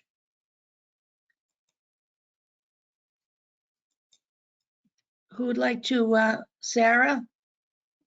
Would this be a staff question? Sure, Madam Chair. Madam Chair, thank you. Through you. So one of the reasons that we have not included any information regarding what might be done with the property were this to be considered a cottage building type is because per the legal department, we have a written opinion from the legal department, I think you'll see in your 21 Francesca case, that when when hearing administrative appeals of building type classifications, that it is our legal department's opinion that the ZBA may not consider future development on the site. So you just have to consider the building as it is and not what might happen to it in the future. Thank you very much. Thank Madam you. Chair. Anybody else from the public? Madam Chair, this is Emily Hutchings again. I do not see any hands raised at this time. Okay, so at this time, we're going to close the public portion and move on to the board for their inquiries. Catherine Garavaglia, our clerk, please. Thank you, Madam Chair. I just have one question for now, and I believe Attorney Dash presented this, but if you could refresh me. What are the height restrictions for a backyard cottage versus a cottage again? Adam Dash again, the height, I'm just pulling up the zoning chart that I showed you, which has that on here. I don't have the zoning ordinance open in front of me, but I could get a story height Allowed required 12 feet. The story height, the number of stories 1.5 maximum. And so we've got, this is 1.5, but also I'd say that the cottage has got similar requirements. Oh, it's similar for backyard cottage and cottage. I can, well, they're different, but they both allow a 1.5 story structure. So the height Okay. doesn't really. Thank you. Like I pull up the code, I just didn't have it open on my computer. Used to have the paper binder, you know, it was a lot easier to do these hearings when I had it.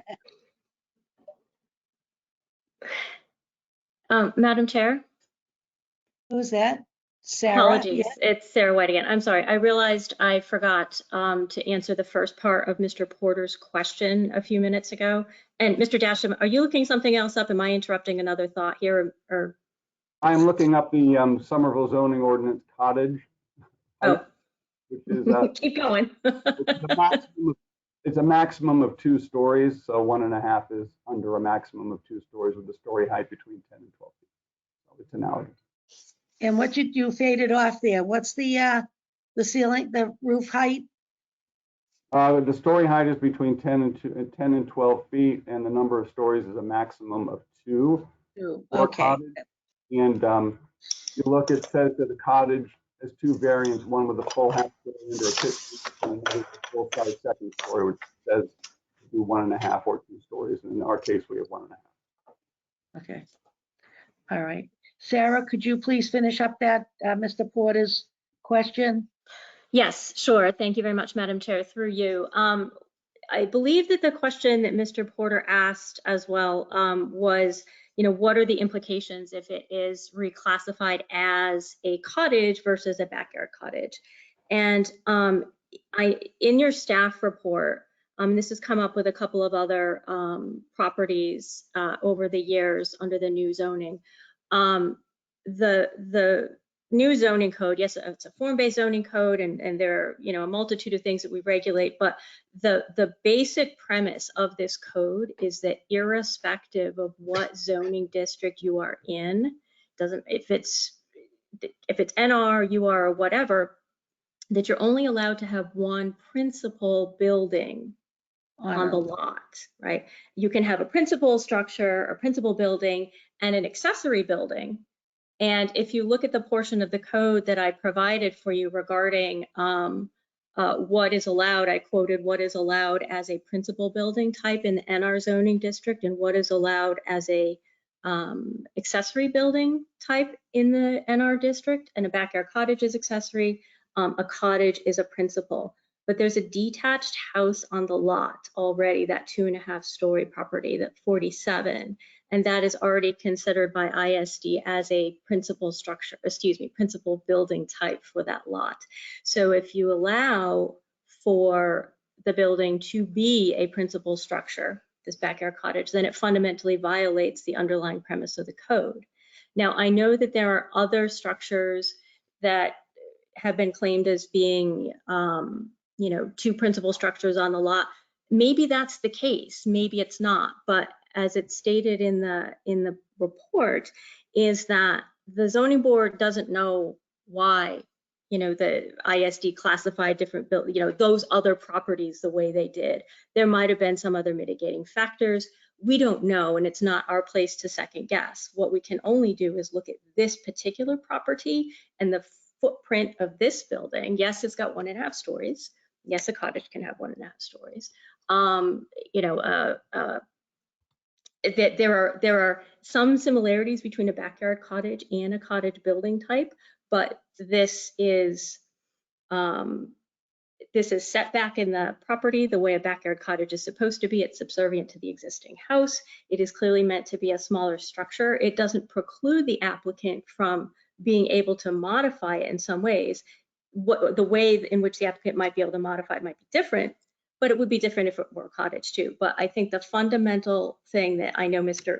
Bartman always says is that it is fundamentally breaking the code if you allow more than one principal structure on a lot, like new construction or pre-existing. So that is what I would offer, and that as my response to Mr. Porter, and I think I addressed his first question. Yeah. And if I could go a little further, I would also like to point out that, and Mr. Dash, you know that as I point out these things and as I have my things that I have to say and you have your things that you have to say, you know, to be clear to the board, for those of you who have not worked with us before and to the public who has never seen this before, this is not like by any means ever an argument between Mr. Dash and I. It's just like he has his job, I have my job, and it's up to the board to decide. But I would point out that in the code, we have pictures of examples of backyard cottages and examples of cottages, detached houses, etc. But note in that code that it says that the pictures are for illustrative purposes only. And we cannot use photos and images as being the code. The code is only the written component and the charts. So we can't say, hey, her backyard cottage looks like this cottage on this page, therefore it must be a cottage. It's just to say, these are different types and ways that cottages could potentially look to give you a visual for what's written. So I Do you just want wanted to respond to that now, Madam Chair, or wait till later? No, you can respond now. Thank you. Adam Dash again. The premise of the code and the underlying premise of the entire code is what it says in the intent section under 1.1. It doesn't say that the premise of the entire code is one principal structure on one lot. What it says is that the intent of the code is to equitably balance the regulation of real property with the interests of the community as a whole. This board, now granted, ISD can classify properties, of course, but they can also make mistakes in doing that, and this board can correct those mistakes. That is the power you have to equitably do the balance between what the code says and what common sense means and what the situation is here in the neighborhood, where you've got nobody opposing this situation.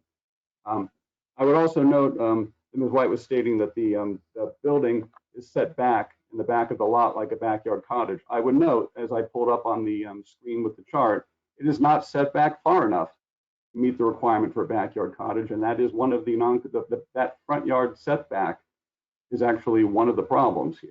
So as I said, I understand how the ISD could make a call, and I've seen this on some other cases, and I guess we'll be talking about this later tonight. But there are cases where ISD, at the time, everybody's property got changed in 2019 and got put under something new in this brand new code. And there are a lot of properties in Somerville, there are a lot of structures, and it's very hard to get 100% of them correct. I understand that. It's not anybody's fault. However, in this case, we just simply believe it's a backyard, it's a regular cottage. If it's a regular cottage, then all of the pre-existing nonconformities, including two principal structures and a lot, are grandfathered, and there's no problem, right? Just like if you had it as a backyard cottage, those as the staff report states, as a backyard cottage, they admit that there are still nonconformities, but those would be grandfathered and allowed to remain. I would state as a cottage, it's fine. You've got a detached house and you've got a cottage on the same lot. So what, right? It's there. No matter what you decide tonight, the building isn't going anywhere, right? I mean, it's still there. At some point, we sound like we're arguing about how many angels dance on the head of a pin here, but it's kind of got implications, and I don't think it really is all that relevant. I don't know if you saw the plans that were attached to the staff report that sort of show all of that, but to Mr. Porter's point, I don't think it's really relevant what the proposal is here. I think what's really relevant here is, what is this? And one can say that the photographs in the zoning code are only for illustrative purposes, but when you get down to a point of ambiguity, I think you have to take a look at them. Why are they there? I think they're there because people are saying, I took a picture of what we're calling a cottage in the city of Somerville. I took a picture of what we're calling a backyard cottage. I'm not saying that that one property is this or one property is that, but these are ones that we know are this type of building type. So they put them in the code. I know that the code in the very first iterations had no pictures. It took a long time for the pictures to get into like the 5th or 6th version of the code before it got passed. So there was thought put into where the photos were taken and where they went. So I would say when you get down to something, and if you think it's a close call, I think the photos are fair game. They're in the code. They're part of the code. Thank you. Ms. White, are you finished? I'm here to answer additional questions if you'd like, and to jump in where necessary. Look, I mean, ultimately, we could argue, again, Mr. Dash has his position and staff has its, and all that I can do is provide you with the information, that we have. Thank you so much. Nobody's having a personal argument here. It's just we're having. No, not at all. It's an interesting I don't legal. think we think you are either. Okay. Ann Fullerton, please. Thank you, Madam Chair. Sarah, does a backyard cottage, is it allowed to have an address, an independent address? It may, granted by engineering, yes. Yeah, it doesn't have to be like a unit. Oh, I'm sorry, excuse me, Madam Chair, through you, I apologize. It does not have to be like, 47 Troll Street, ABC. Yes, it could have its own address. Okay. I think to add a little bit too, just sort of from like my personal perspective, if I can. I think sort of something that Sarah called out a little bit. Excuse me, Alex, you have to identify yourself for the record. I apologize. Alex at 45 Charles Street. I just wanted to kind of address what Sarah mentioned about sort of my building being subordinate to the other building. I feel like sort of one of my issues with what the ordinance has called out is calling my backyard cottage an accessory building without really defining kind of what that actually means, right? Like they describe the sort of uses of accessory building being like child's playhouse and home occupation office and vehicular parking. And like, that's not what this house is for me. It's my primary unit. I don't have, I can't put my things inside 47 Charles Street's basement to call that like the primary structure. Like it's sort of a unique situation in that way because it is my only structure. Whereas most backyard cottages, my interpretation and my understanding is that they're meant to be sort of like, subordinate buildings to the primary building, like an in-law dwelling unit or a, vehicular parking or a child's playhouse. And my building just isn't really that. It's my only house. And I think that's just an important kind of call out sort of on a personal note, why I would consider it a cottage more than a backyard cottage. That's Adam Dash. And having 3 floors of living, having a finished basement, first floor, and dwelling space on that second half story. It's a little big to be a backyard cottage. Thank you. But it's Cecilia, one unit, right? It's one unit. Yes, my building. One under unit, yeah. Yeah.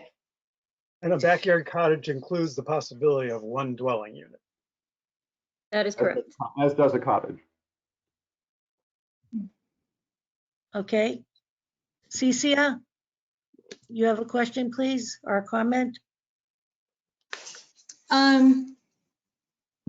Actually, that last point might have made my question moot. So you could have a backyard cottage and a cottage could both have a full dwelling unit that's independently owned from the other structure on the property, which is a little bit unusual. But I mean, my question was going to be around if there's a certificate of occupancy for this back structure, and when it was made into a condo in 2003, whether it was done so legally and whether anything was violated, and is it been used as essentially a primary residence since that time?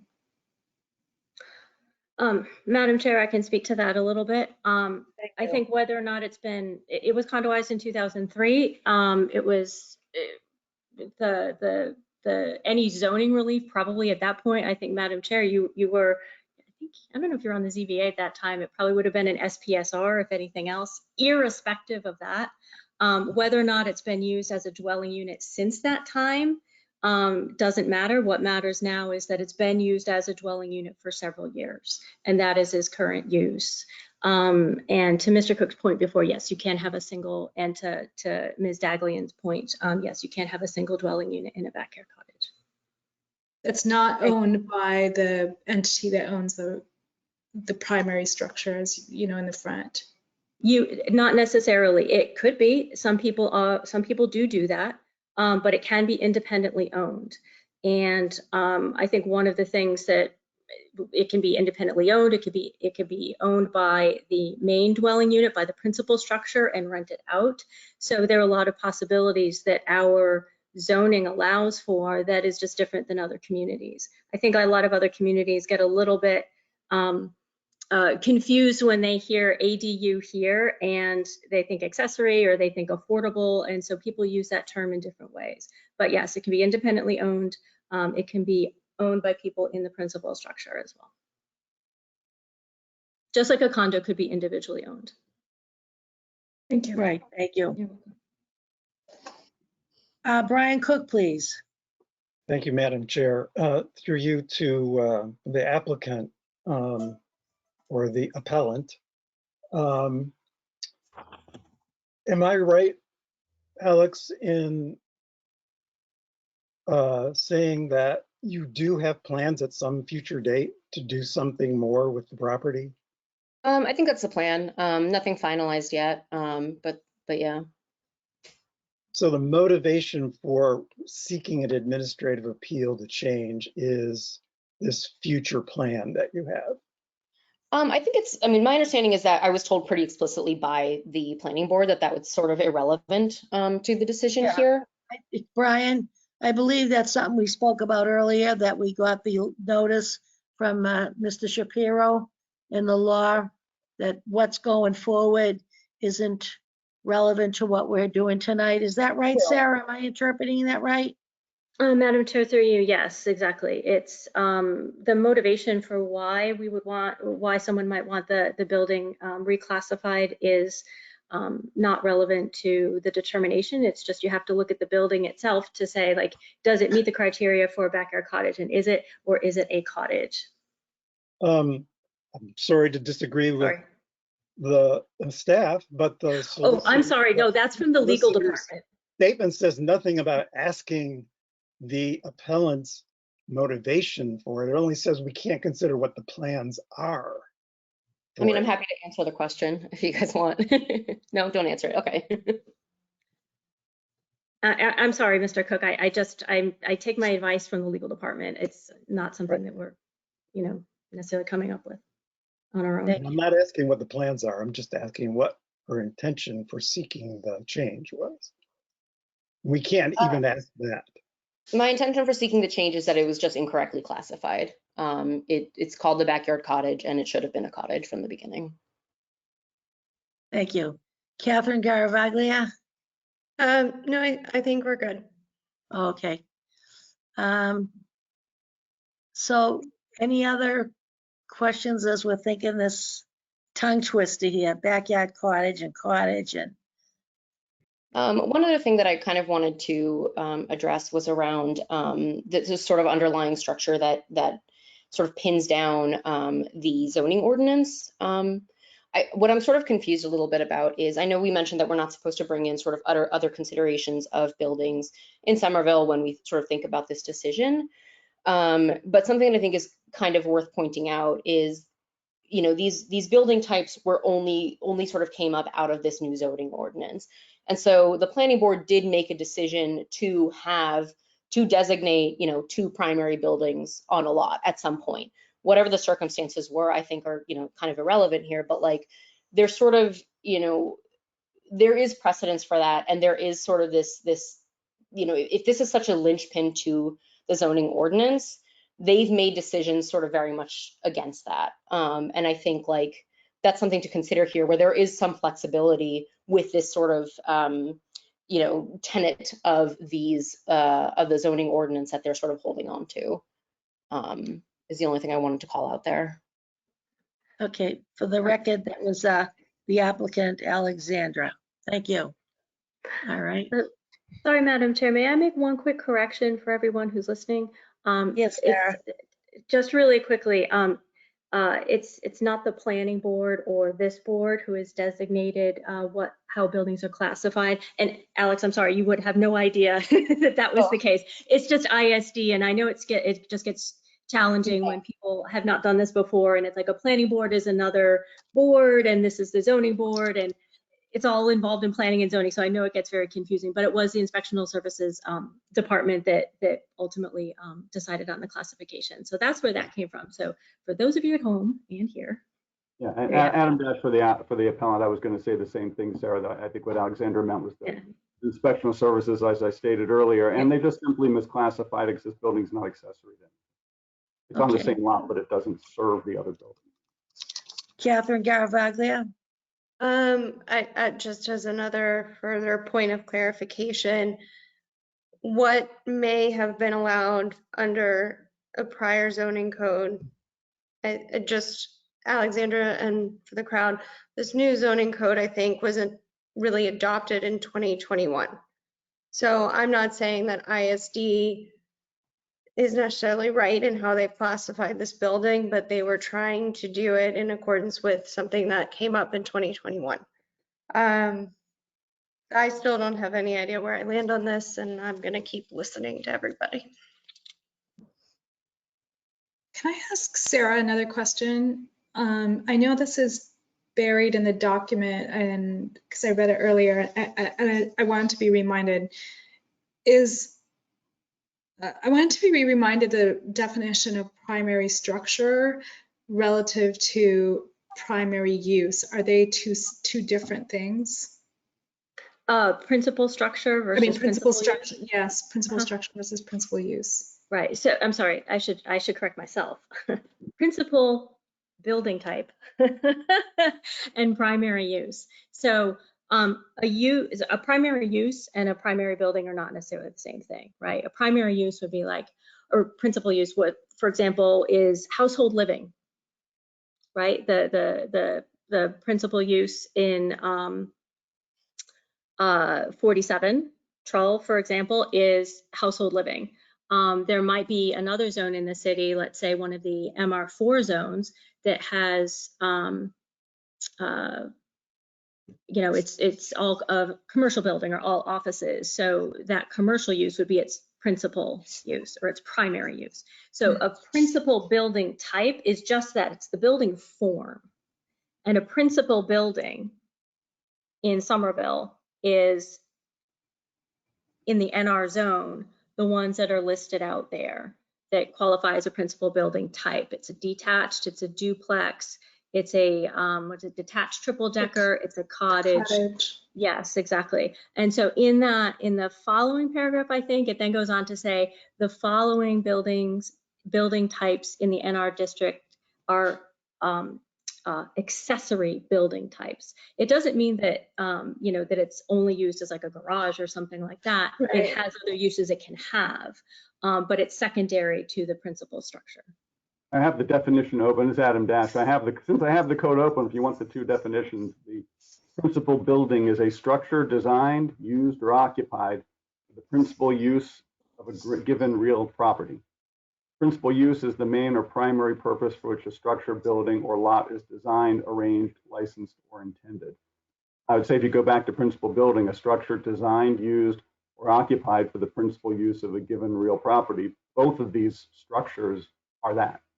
So you do have two principal structures on the lot, whether you like it or not.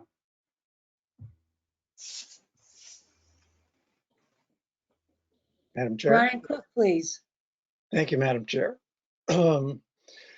I was reading at the same time that Attorney Dash was reading the definitions. And my first inclination, so that I can help others perhaps process, because I'm processing out loud, was that it is closer to a backyard cottage than it is to a cottage.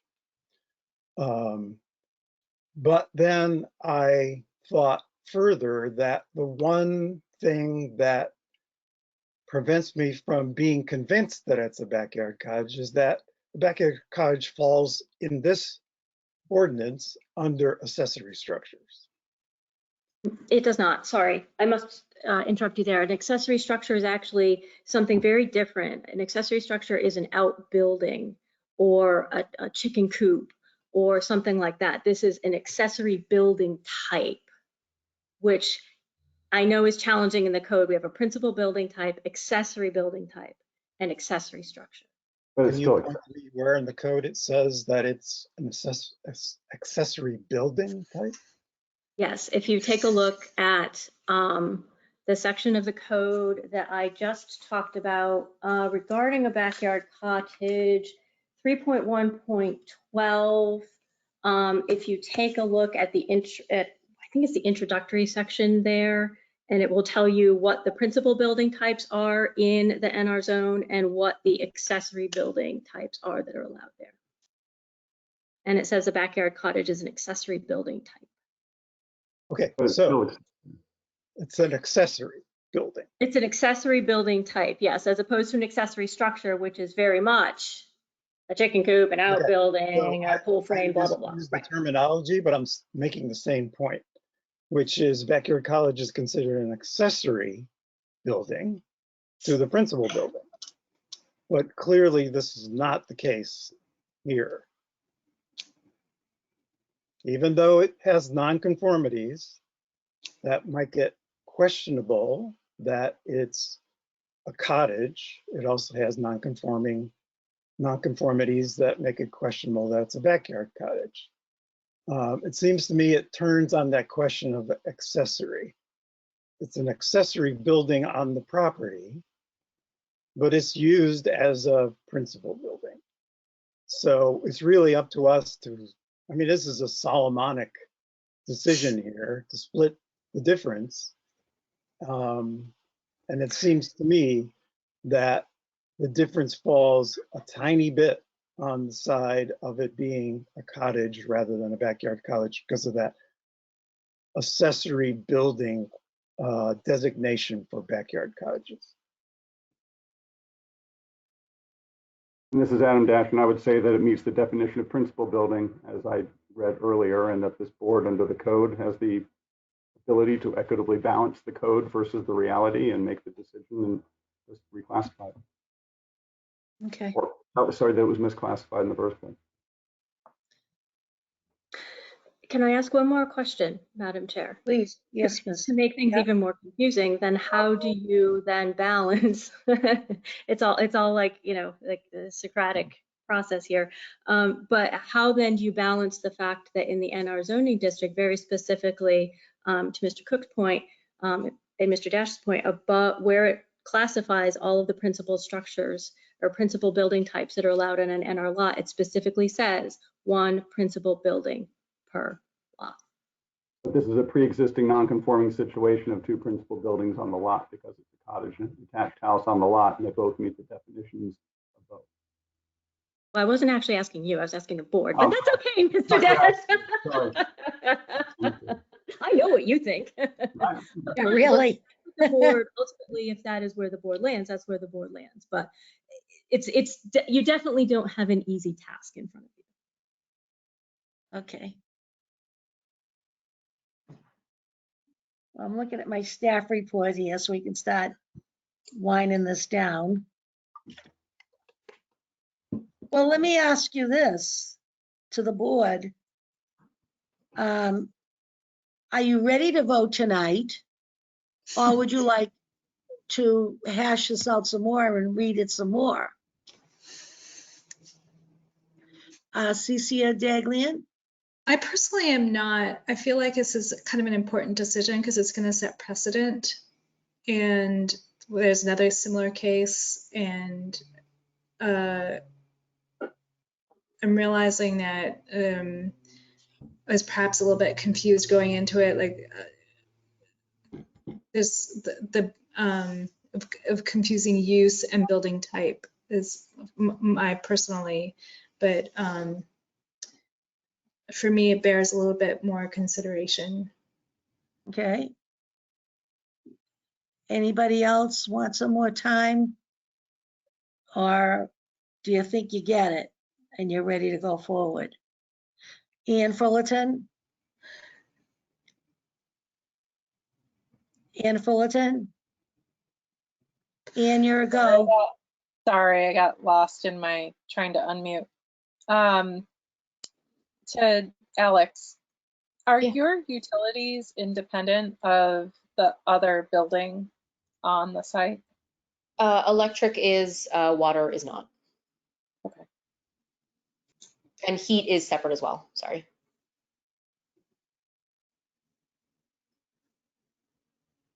Okay. Catherine?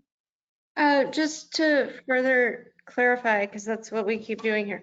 When we're saying the utilities, are there direct lines running to your building, or are you just saying your payments are separate?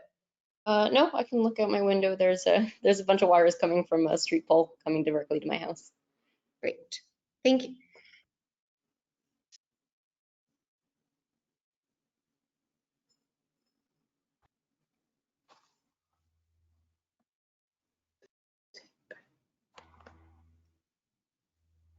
No rush. You're reading something or checking something.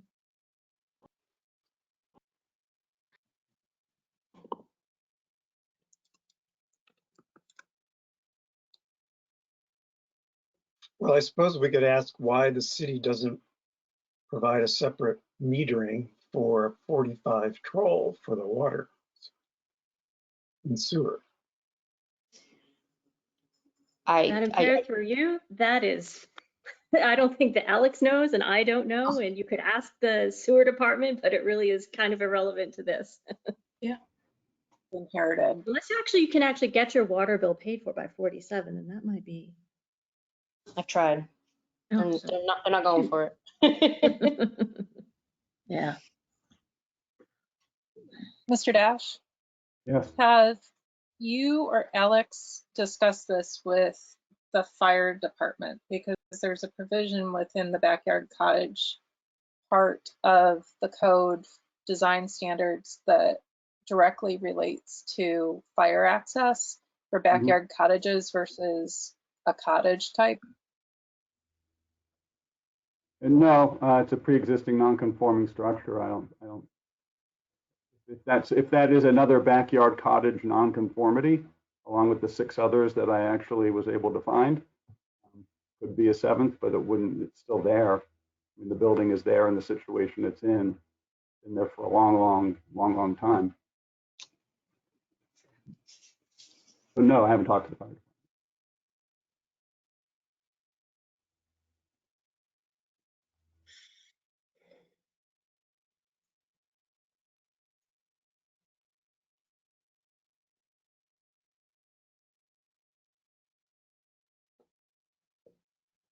Madam Chair, for the record, I am completely on the fence. I feel like the definitions run too in line. I wish that the zoning code gave me a reason to decide to be on one side of the fence or the other. And I'm having a hard time finding the reason. Okay.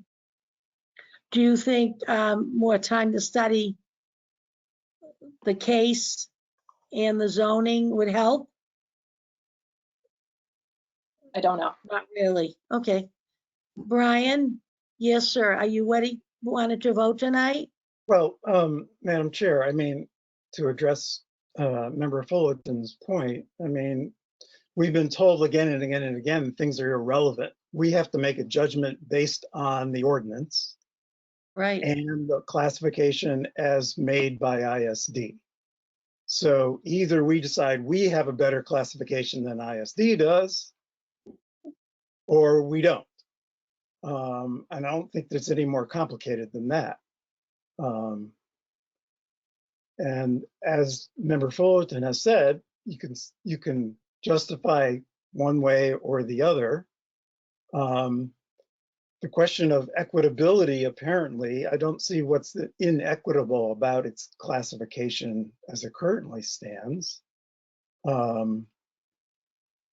But it's going to have nonconformities either way, so that doesn't resolve an inequity. It just creates other inequities, possibly, who knows? So do we have the wisdom to decide which is the better classification versus inspectional services or the building official? It sounds like we don't. I would be reluctant to do that, although I'd made an argument that there's a possibility of seeing it on the side of it not being an accessory structure, accessory building, and therefore it's just a nonconformity and having 2 principal buildings on one lot. But if we can't arrive at, I mean, we just have to make a decision, it seems to me. and Right. live with the consequences of it. And including consequences, which is we're not setting any precedent because we can't say we're setting any precedent. Each one's No. taken individually.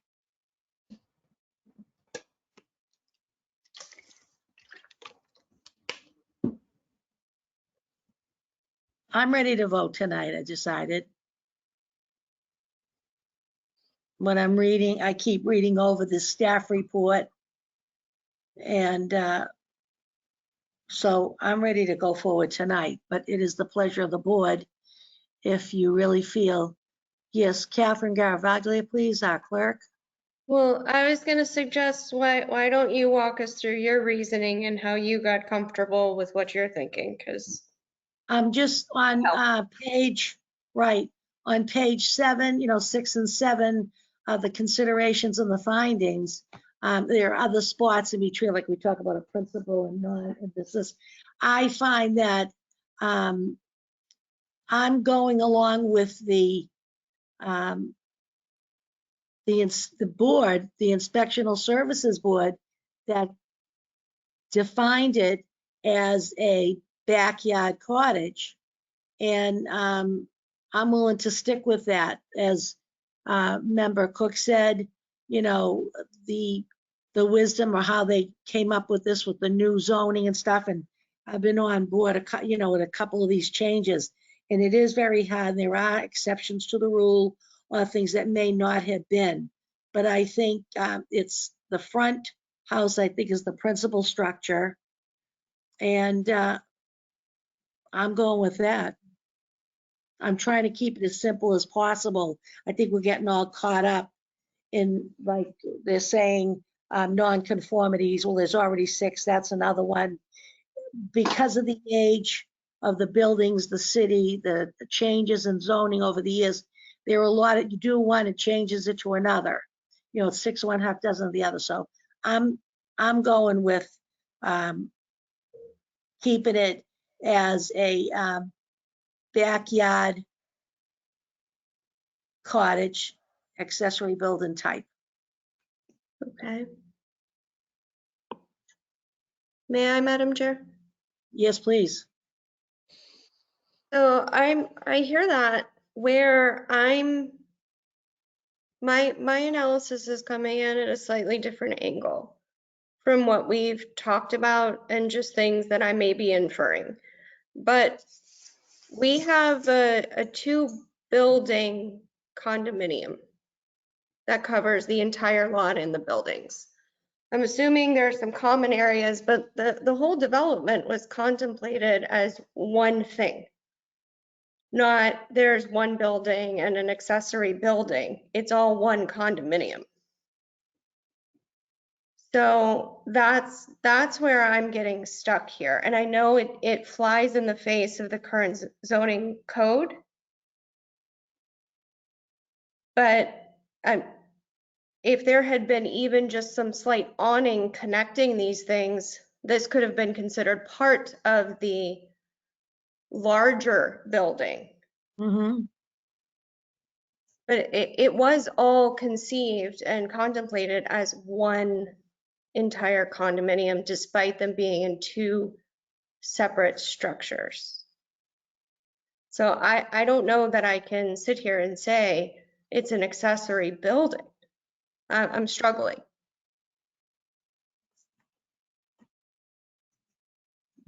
Okay. When did we say this all happened? How long, Alexandra, if I may give your first name, how long have you been in that building as a condo? Yeah, this is Alex Taysandier. I've been there since 2011. I was a renter before and then I bought it because I liked it so much. Okay. So it was a condo before that. It was a condo before I moved in, yes. I owned it, yeah. It was a condo. So you bought it separately? I bought it separately, yeah. I bought it from the owners of the condo. And when you were living in it, it was not a condo, was it? It was a It condo. was It's been a condo since, I rented it as a condo, and then I bought it as a condo. I moved into the building in 2011. I bought it in 2012 or 13, I forget. Okay. All right.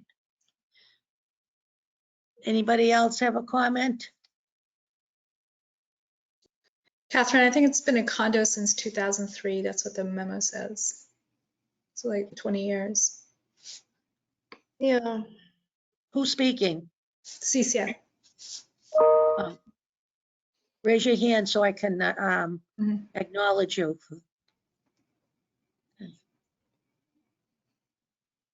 Yes, Catherine. I'm just continuing my thought process Yeah. out loud, that's all.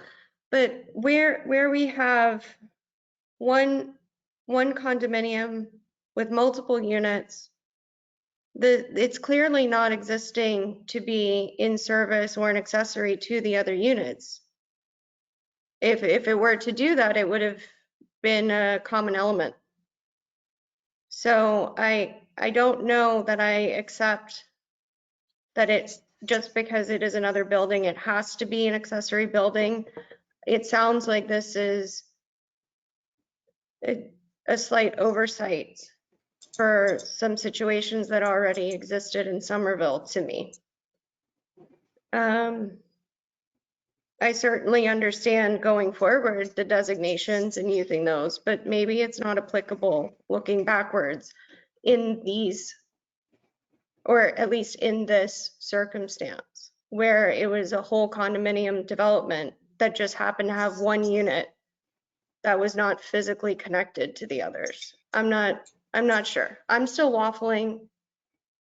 So the first building, the primary building there, how many condos are in that? I don't. Two? Thank you, Adam. No problem. All right.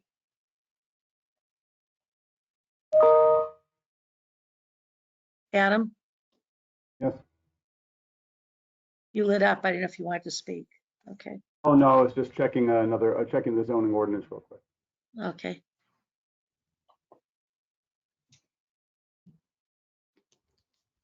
Brian? Yes, who? Sorry, Catherine? Madam Chair. I was just gonna say, it sounds like you're ready to vote, Madam Chair. Do we want to do like a soft poll? Is anyone else ready to vote? Well, that's what Ann said. She was on the fence. And I'm looking for Brian. I was just gonna ask him when you waved in if he was ready to vote tonight. If not, he's still reluctant. So Brian and Cecia, are you folks need more time, or could you vote tonight? I can vote. I don't see any point in taking additional time. The facts are the facts at this point. And most of them are apparently irrelevant. So it's just what the ordinance tells us, what the building official decided, and we have to either substitute our own judgment or support the building official's judgment. That's kind of what I'm saying too. When I go through the report and, you pick up this, you pick up that, what made them make these decisions. So, okay. Cecia? I might abstain if that's an option. It's barely, because we'll just have a quorum then. And then they'd have to have all 4 votes tonight. So I'd like you to give it some, yes, Catherine. I Am I right? Do we have to have a justification for abstaining from a vote? I don't know the rules I'm asking. I don't like know both rules. Yeah, I don't know if staff can answer that, or even Sarah for that matter. I just was bringing to light that we don't have, we have 5 players right now. But if somebody just abstains, then it's down to the 4, and they'd have to have all 4 votes. I mean, I don't even know if I was out of line to say that, but I know she's a new member, and I just wanted to refresh it. So that's why I'm just saying. And I don't want to pressure you into voting tonight if you really don't feel you have to. Sarah, did you want to say something? No, Madam Chair, I didn't know if you were posing a question to me. I'm fine. Okay. No, we didn't know about does somebody, if they'd like to abstain at this point, do they have to have a justification? Do they have to say Madam- for the record why they do that? Yeah, Madam Chair, through you, I'm not aware that they have to have a justification for it. I mean, Adam, are Yeah. you, I think that that's, Never had it come up. where never had anyone's- it come up either.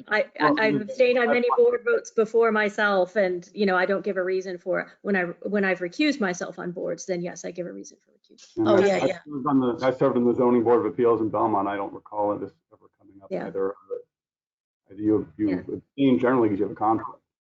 I've never seen any other board or commission give a reason for abstaining, planning board or HPC or anything like that. So. Thank you.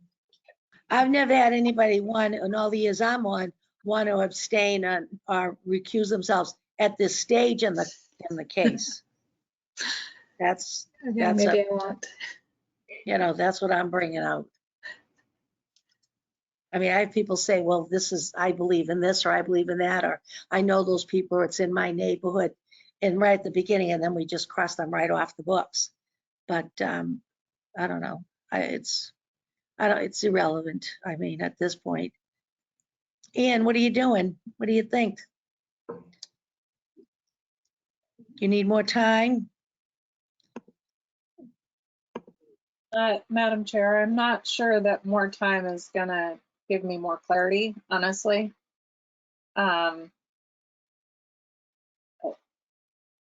I can vote tonight. I wish I had a clear, sound reason for my thoughts, but I could vote tonight if necessary. Well, it's up the pleasure of the board. If you folks are ready to vote tonight, we'll vote. If you really would like the pleasure of waiting a couple of weeks, reading through this stuff, and know that you can come back, you know, if you have some unanswered questions that you feel your research will help you, then we'll do that. But if you're gonna come, you know, not be any more secure with your vote in a couple of weeks. Madam Chair, Mr. Cook, I'm uncomfortable making the appellant wait. We should just make a decision so she knows where she stands with respect to this appeal. okay, I'm ready to vote. I made that clear, so if you guys are ready, we'll vote.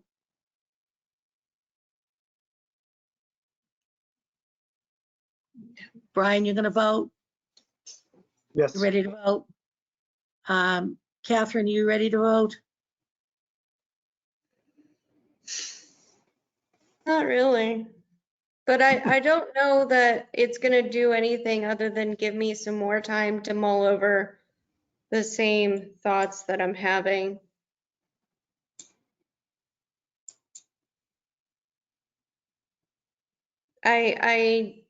I don't like to substitute my judgment for ISD's.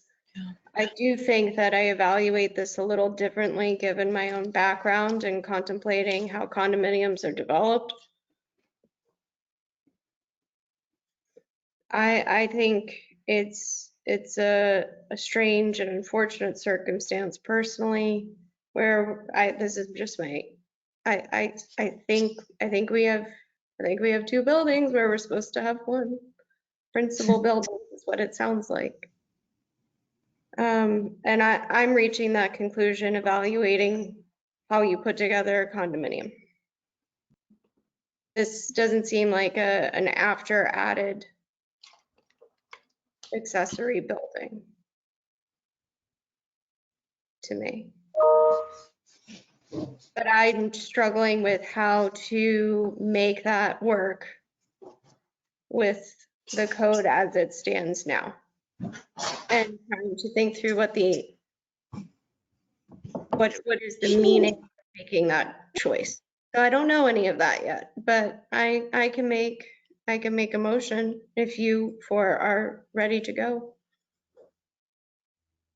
Although Cece tried to abstain. I don't know, there she is. Cece, Yes. are you gonna abstain or you'd like to vote? No, I'll vote.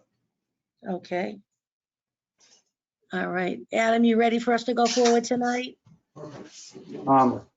Certainly the pleasure of the board, Madam Chair. I mean, I think Okay.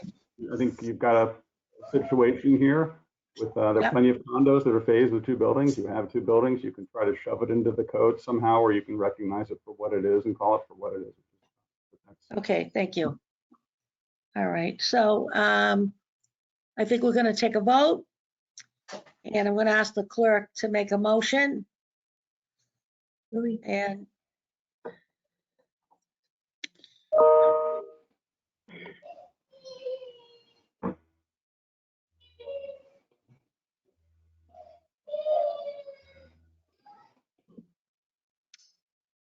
I've lost my sheet, Madam Clerk. okay, Does anybody else want to make a motion, or do you want to wait for me? well, it's April 27th, 2023 is the planning, the staff report, if that helps you. Thank you. Madam Chair, I'm going to make the motion as an affirmative, I think, and then I think it'll be more clear for the record if it's Yes. being denied. So Okay. I'd like to make a motion to approve the applicant's administrative appeal and determine the building type as a cottage. Backyard cottage, No. no. So in the way I'm wording the motion, if you say aye, you're saying it's a cottage. If you say no, you're conforming with ISD's opinion that it's a backyard cottage. So the no is a backyard cottage. It's what ISD says now. Yes. Okay, So everybody understand that? To recap, I'd like to make a motion to approve the applicant's administrative appeal and find that the building type for 45 Charles Street is a cottage. Brian Cook. Do I need a second? Oh, I'm second. sorry, seconded. Brian Cook, thank you, seconded the motion. Okay. We'll go with Brian first. Aye. Aye, okay. Ian Fullerton, Nay. Catherine Garavaglia,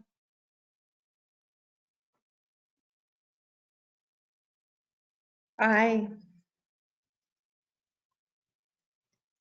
Cecia Daglian, Nay. and Susan Fontano, nay. So we have, it's 3-2. So the administrative appeal fails. Okay, and it stays as the backyard cottage. Okay, did we get that right? Beautiful. Thank you, everyone. This was a hard one. It's hard I want to do this. with Thank you for your consideration on this matter. Adam. We appreciate Adam and the applicant and also the staff personnel. Sarah, thanks for trying to explain all this stuff to us tonight and the staff. Good evening to the applicants, and Thank we'll you so move on to our, what is it, who's talking? Alex, thank you so much. All F45. right, thank you. Brian, you raising your hand? Point of order, maybe we take Minute. a 5-minute recess? Absolutely. Can we have a vote on that, please? That's, we have to vote on this.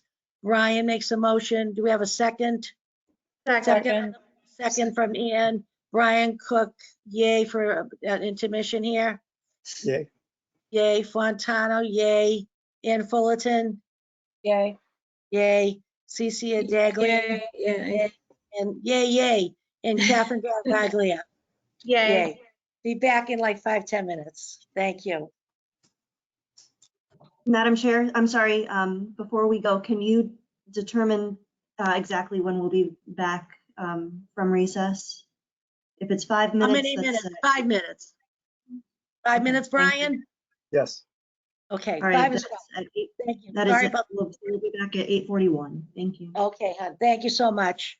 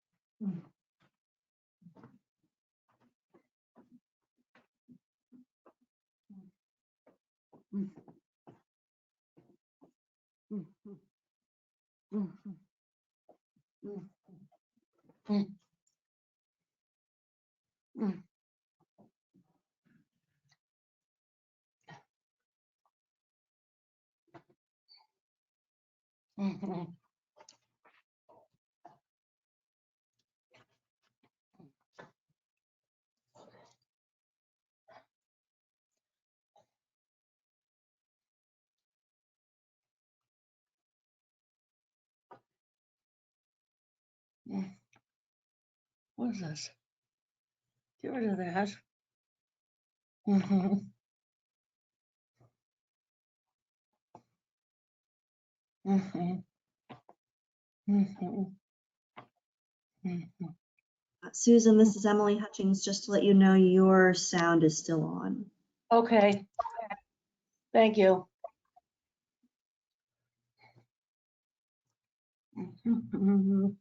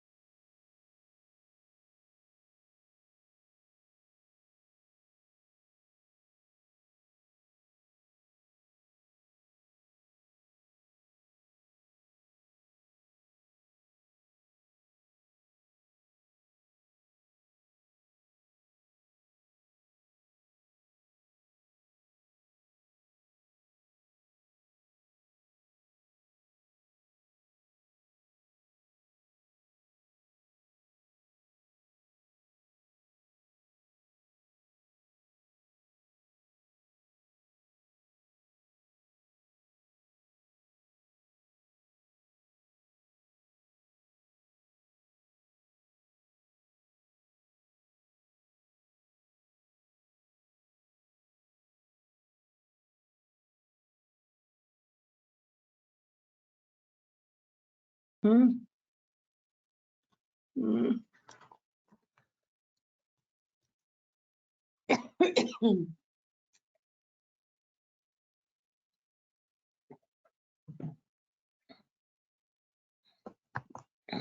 Here we go again.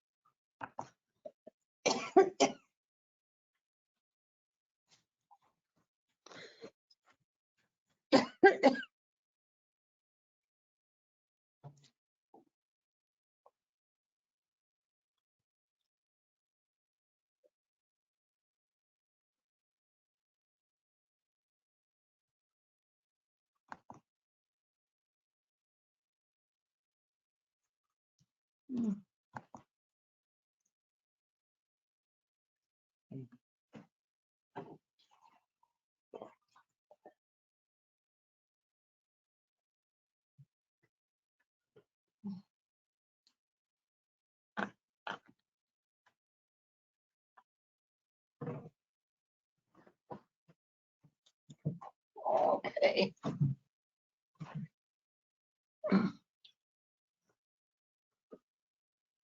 Madam Chair, this is Emily Hutchings again. If everyone's ready, I think you just need to call the meeting back to order. Okay, can you hear me? Yes? Okay, great. Thank you. Let me make sure I did this right. Good evening, board and public. Welcome back to the Zoning Board of Appeals meeting of Wednesday, May the 3rd. We're just coming back from our little adjournment recess, and it is 8:45. The next case on the agenda is 21 Francesca Avenue.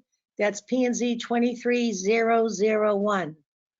Madam Clerk, Adam Dash is here. Madam Clerk, could you read it into the record, please?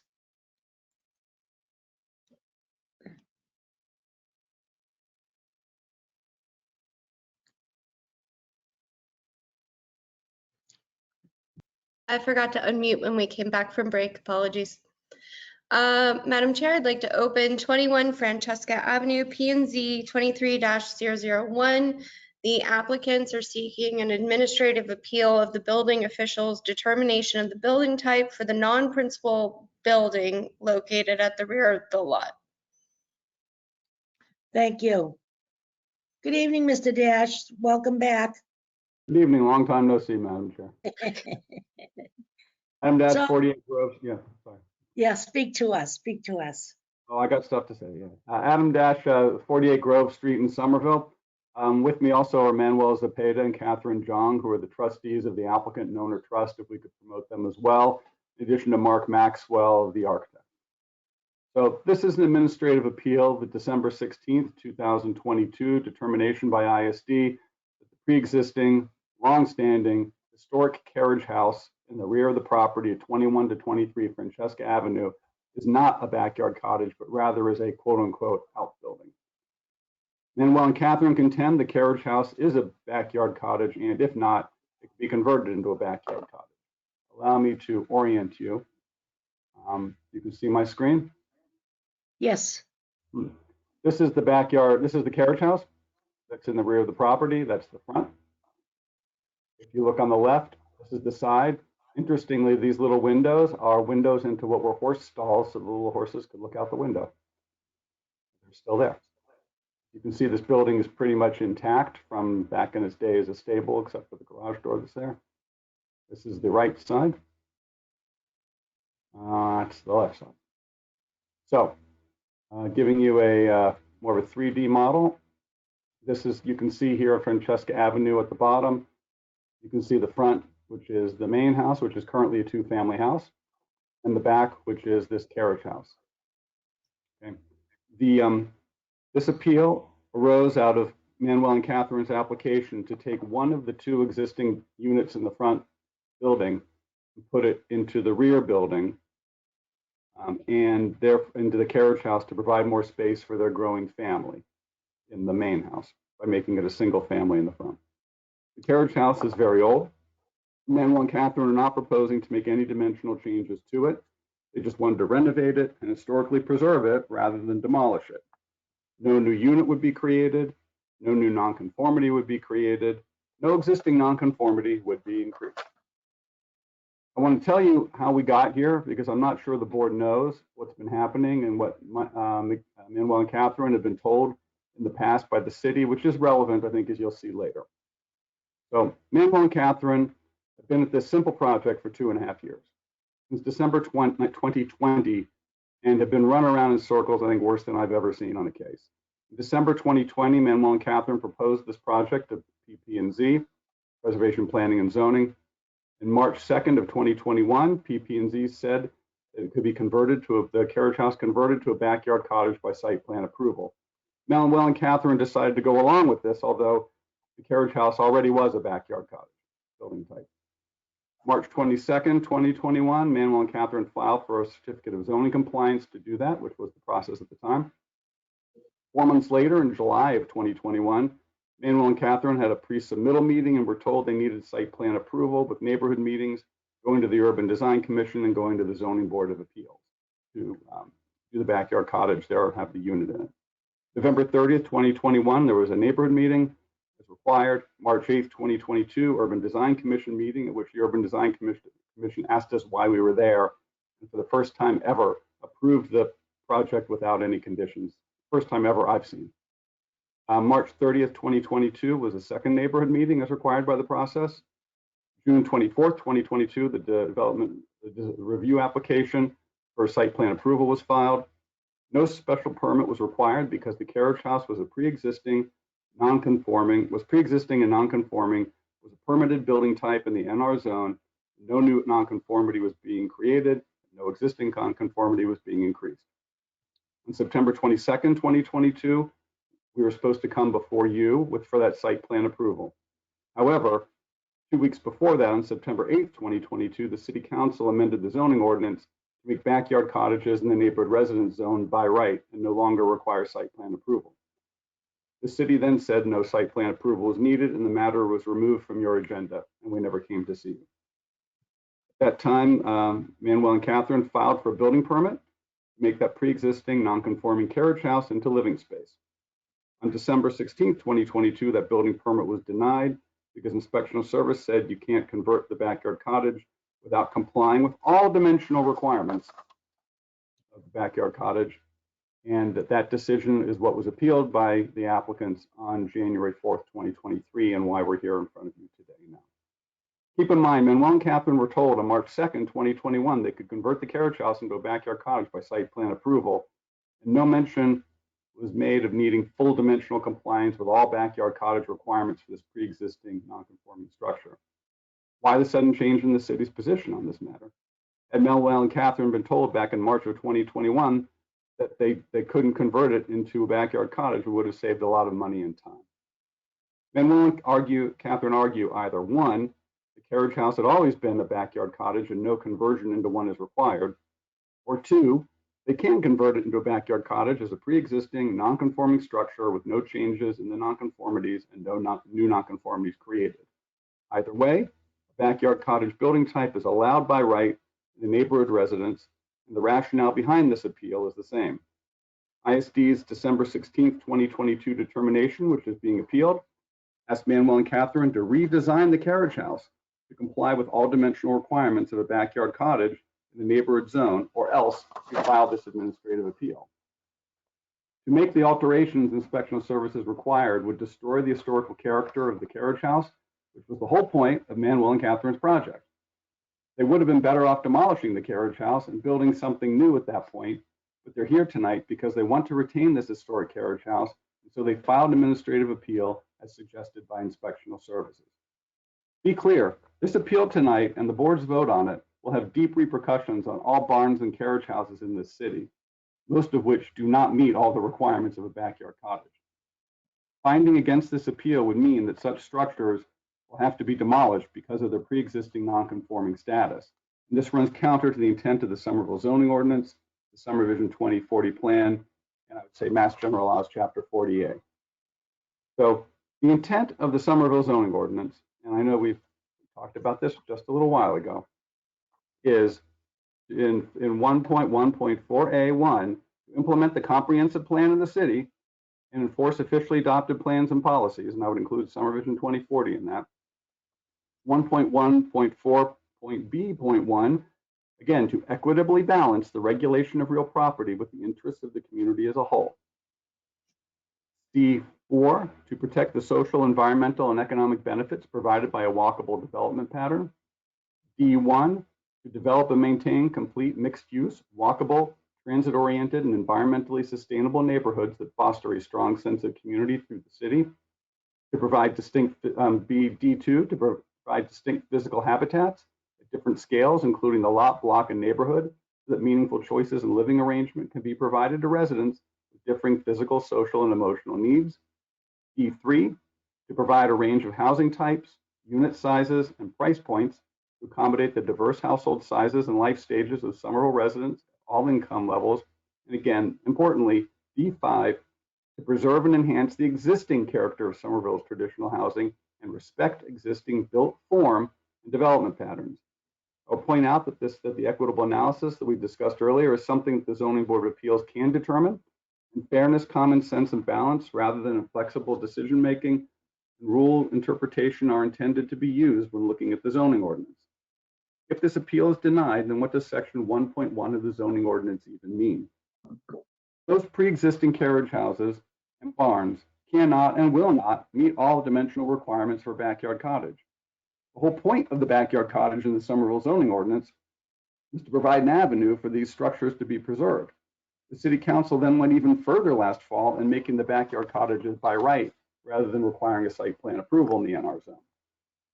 Inspectional Services' position requiring a structure to comply with all dimensional requirements of a backyard cottage would mean that none of these carriage houses and barns, or almost none of these, because they're mostly pre-existing and non-conforming, as you may know, most of them sit on the lot line, for instance. They couldn't be backyard cottages. And if that's true, then they'd have to be demolished in favor of dimensionally compliant new backyard cottage structures, which would deprive the city of these historic structures and undo the whole point of the backyard cottage concept and the intent of the Somerville zoning ordinance to respect the existing building form, as I just read. Manuel and Catherine's carriage house is now and has always been a backyard cottage. There is no other building type which it matches. Go back to go over here to the photos. These are the backyard cottage photos. Looks pretty much like this with the cupola and the door and an old sort of stable looking building, and looks a little familiar there, if you can see the photograph. So the staff report would have you believe that this carriage house is an accessory structure. Now look at the carriage house and tell me if any of these permitted accessory structures as listed in Somerville zoning ordinance section 10.2 look like this carriage house.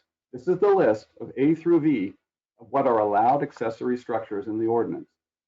Amateur radio equipment, apiary, arbor or trellis, carport, chicken coop, cold frame, compost bin, construction trailer or office, donation box, electric vehicle charging station, farm stand, greenhouse, hoop house, market stand, outbuilding, pergola, cooler hot tub, real estate trailer, satellite dish, shed, solar collector, or temporary shelter. This is clearly none of those things. This is quite a large building. The carriage house does not meet all the dimensional requirements of an accessory structure either, as is stated in the staff report on page 4. Clearly, the carriage house is not an accessory structure. It is, and it always has been, a pre-existing non-conforming backyard cottage. Per Somerville zoning ordinance section 3.1.12, a backyard cottage is a small floor plate, and I can have it here. Right, is a small floor plate detached accessory building type, typically providing space for one small dwelling unit, a home occupation, a playhouse for children, or vehicular parking on the same lot as a principal building type. Now take a look. Carriage house.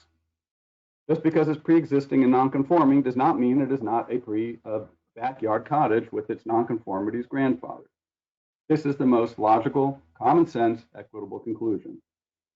Even the staff report at the bottom of page 3 admits that any existing building might present some nonconformities for the building type for which it is currently classified. So the fact that it's nonconforming as a backyard cottage is not dispositive here. So if we go back to, and this is in my memo that I don't know if you had a chance to see, but if you take a look, the Summer Vision 2040, this is the only conclusion that gets you to satisfies the intent of the Somerville zoning ordinance and the Somerville 2040. The goals of the Somerville 2040 regarding climate and sustainability can be met by retaining existing structures rather than raising them and then building new structures, thereby wasting building materials while squandering the embedded energy for constructing and maintaining such structures. To quote parts of Summer Vision 2040, we need to integrate sustainability in all city processes, especially the way we live and move about. Our infrastructure plays a critical role in improving our sustainability and resiliency to future climate events. We should explore traditional and innovative ways of addressing our problems. Evaluate waste streams, including trash, recycling, and organic waste. Our housing stock needs to be ready for the 20th century. Low energy, resilient, healthy, and comfortable. To meet these goals, the majority of the houses in Somerville need significant renovations, this being no exception. Therefore, this goal needs thoughtful consideration to avoid the negative impacts associated with gut renovations.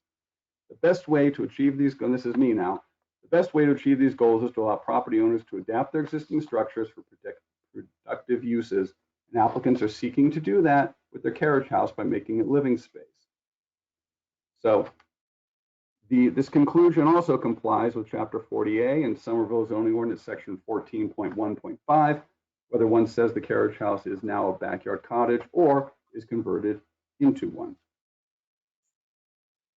I would also take a look at the, and again, Chapter 14.1.5 states that any modification to a permitted principal building type, building component, or accessory building type that is non-conforming to any standard for a specific principal building type, building component, or accessory building type is permitted.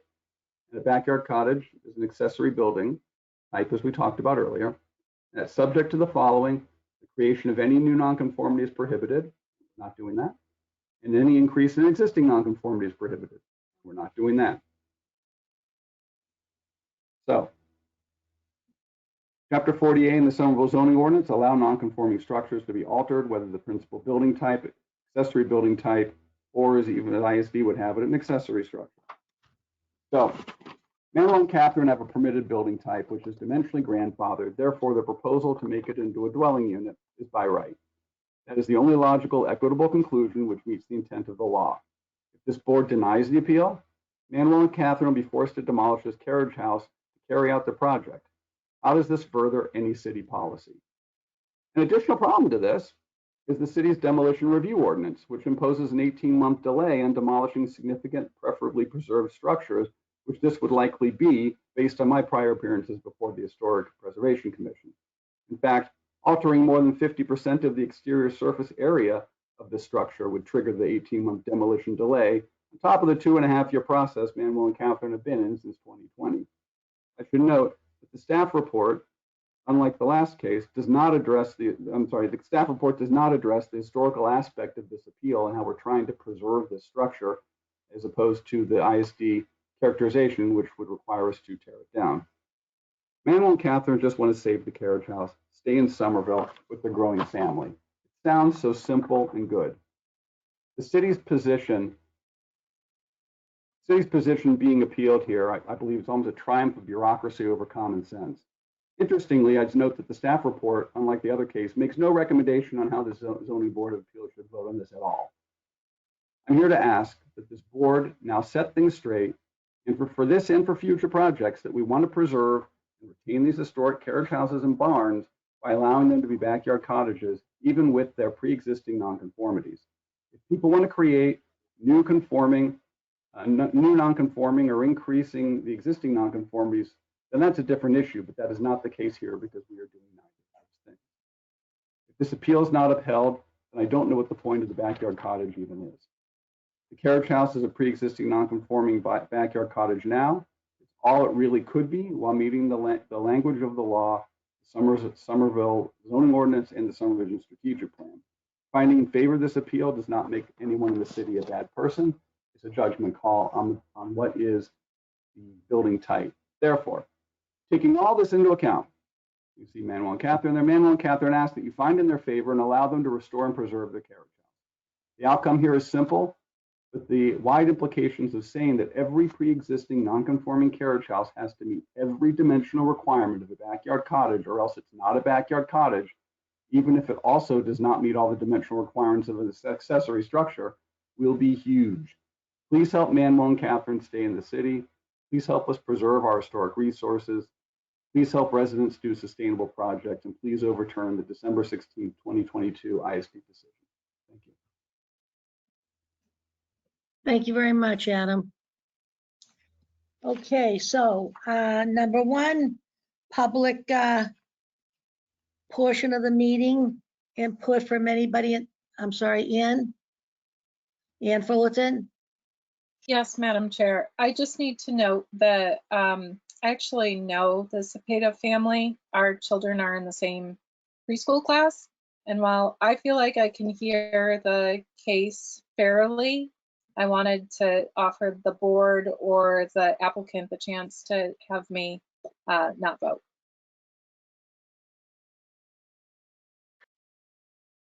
I think we would rather have 5 votes than 4. Madam Chair, this is Sarah speaking. Anne, did you get in touch with the legal department about this to see if you should recuse yourself? No, honestly, it didn't even occur to me who the applicant was when I read through the literature.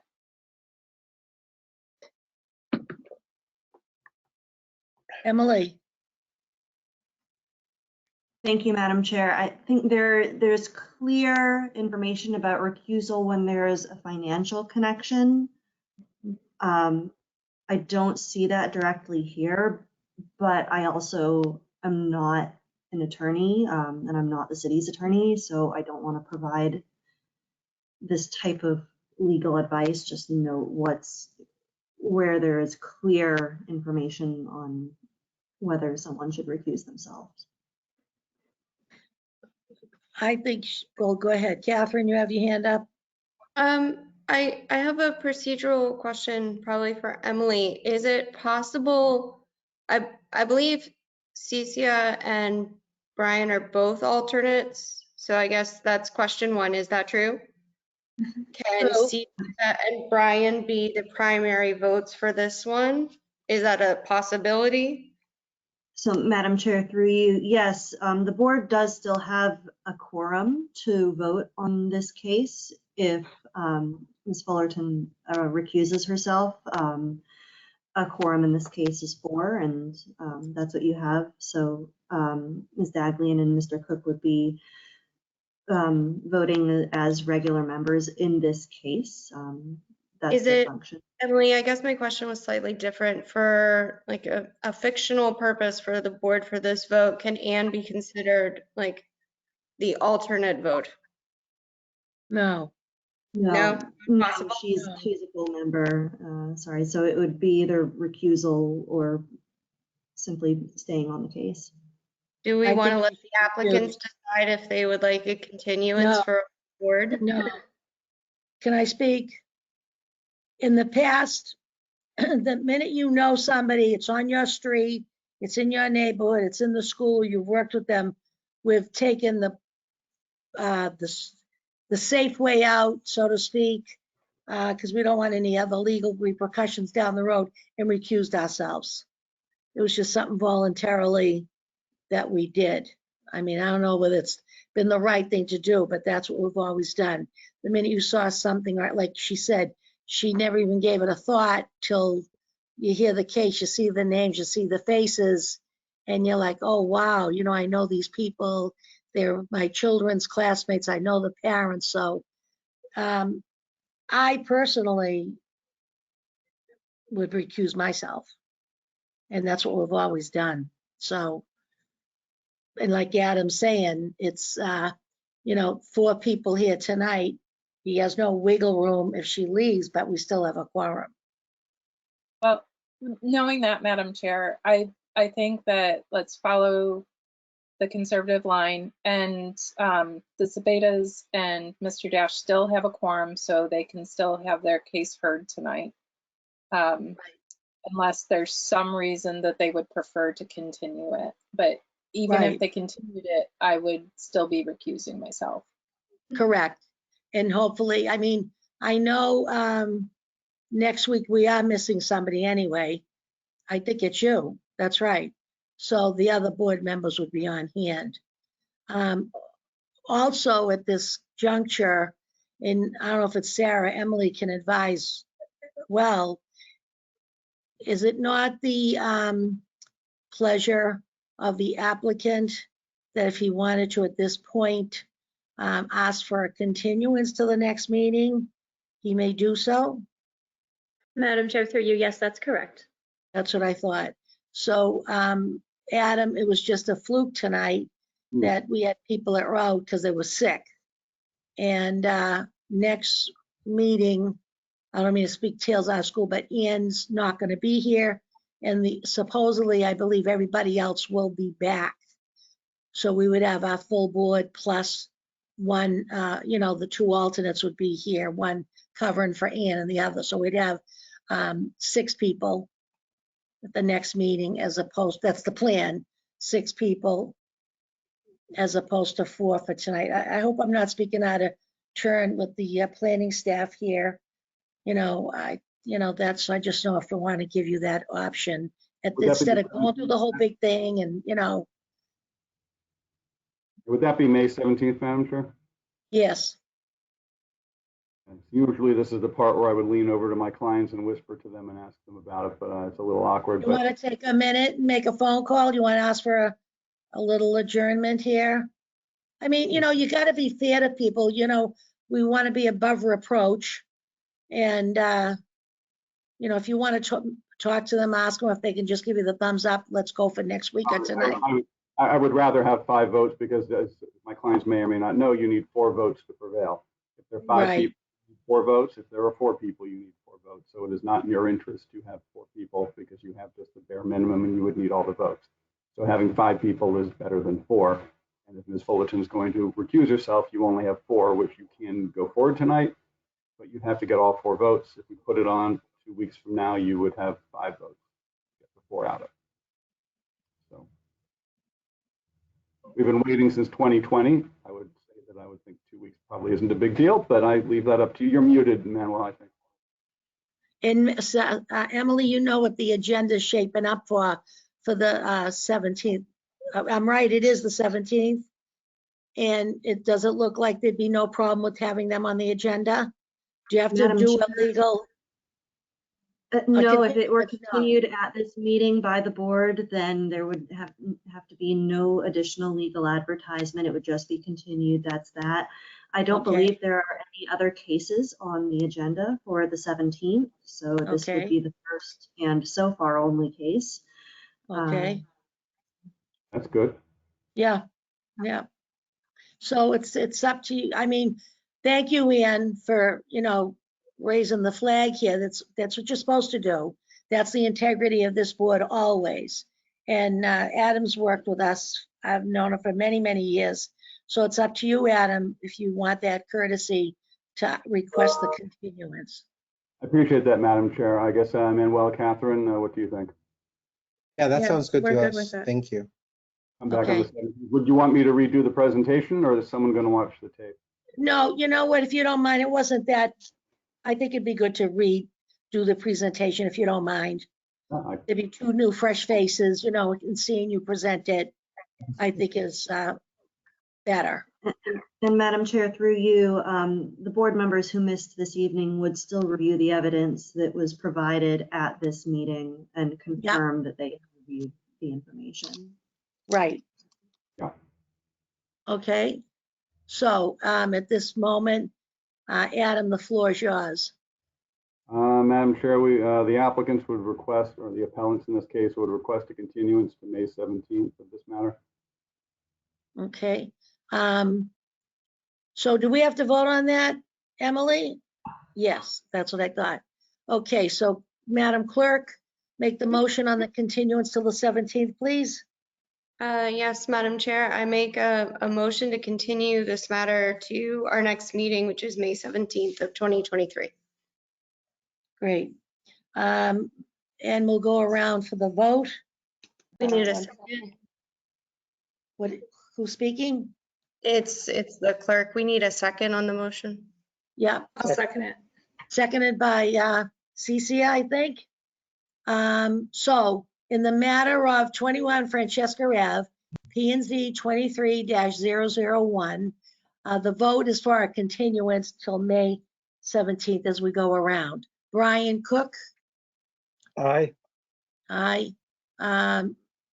Catherine Garavaglia, Aye. Cecia Daglian, Aye. and Susan Fontano, aye. Let the record show 4 of the sitting members voted in the affirmative for the continuance, and the 5th member tonight had to recuse herself from this case due to familiarity. Thank you very much. See you on the 17th, Brian.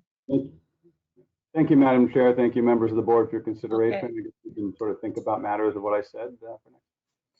Great, thank you. Good night to you. Bye-bye. Okay, so on our agenda, I don't believe there's any other business at hand. So does anybody have something they want to say, or do they have some business that I don't know about? No. Yes, Brian? I would just like to compliment my fellow members on the board. It was a very difficult decision we just made on the prior case. I think it was a very fair outcome. The applicant had a chance to be heard thoroughly, and we had to make a very difficult decision. It's not the kind of thing I'd like to have to do every time, but it was both educational and impressive that we sorted out. And even though I was on the losing side, I think it was actually a very, very good outcome for the board and for the applicant. Great, thank you for that input. It's always, that's what we're here for.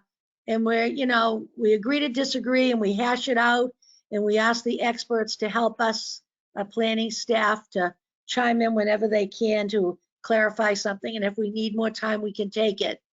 No one's under the gun to have to vote on a specific night. We like to go right through this. We do it the first time and get it right the first time. So thank you for the compliment. A lot of you folks on the board here tonight are kind of newbies, and I thought you did a good job. I thank you, and I thank planning staff for their input and their patience with us as well. So if that's it, without further ado, may we have a motion to adjourn? Madam Chair, I make a motion to adjourn the meeting.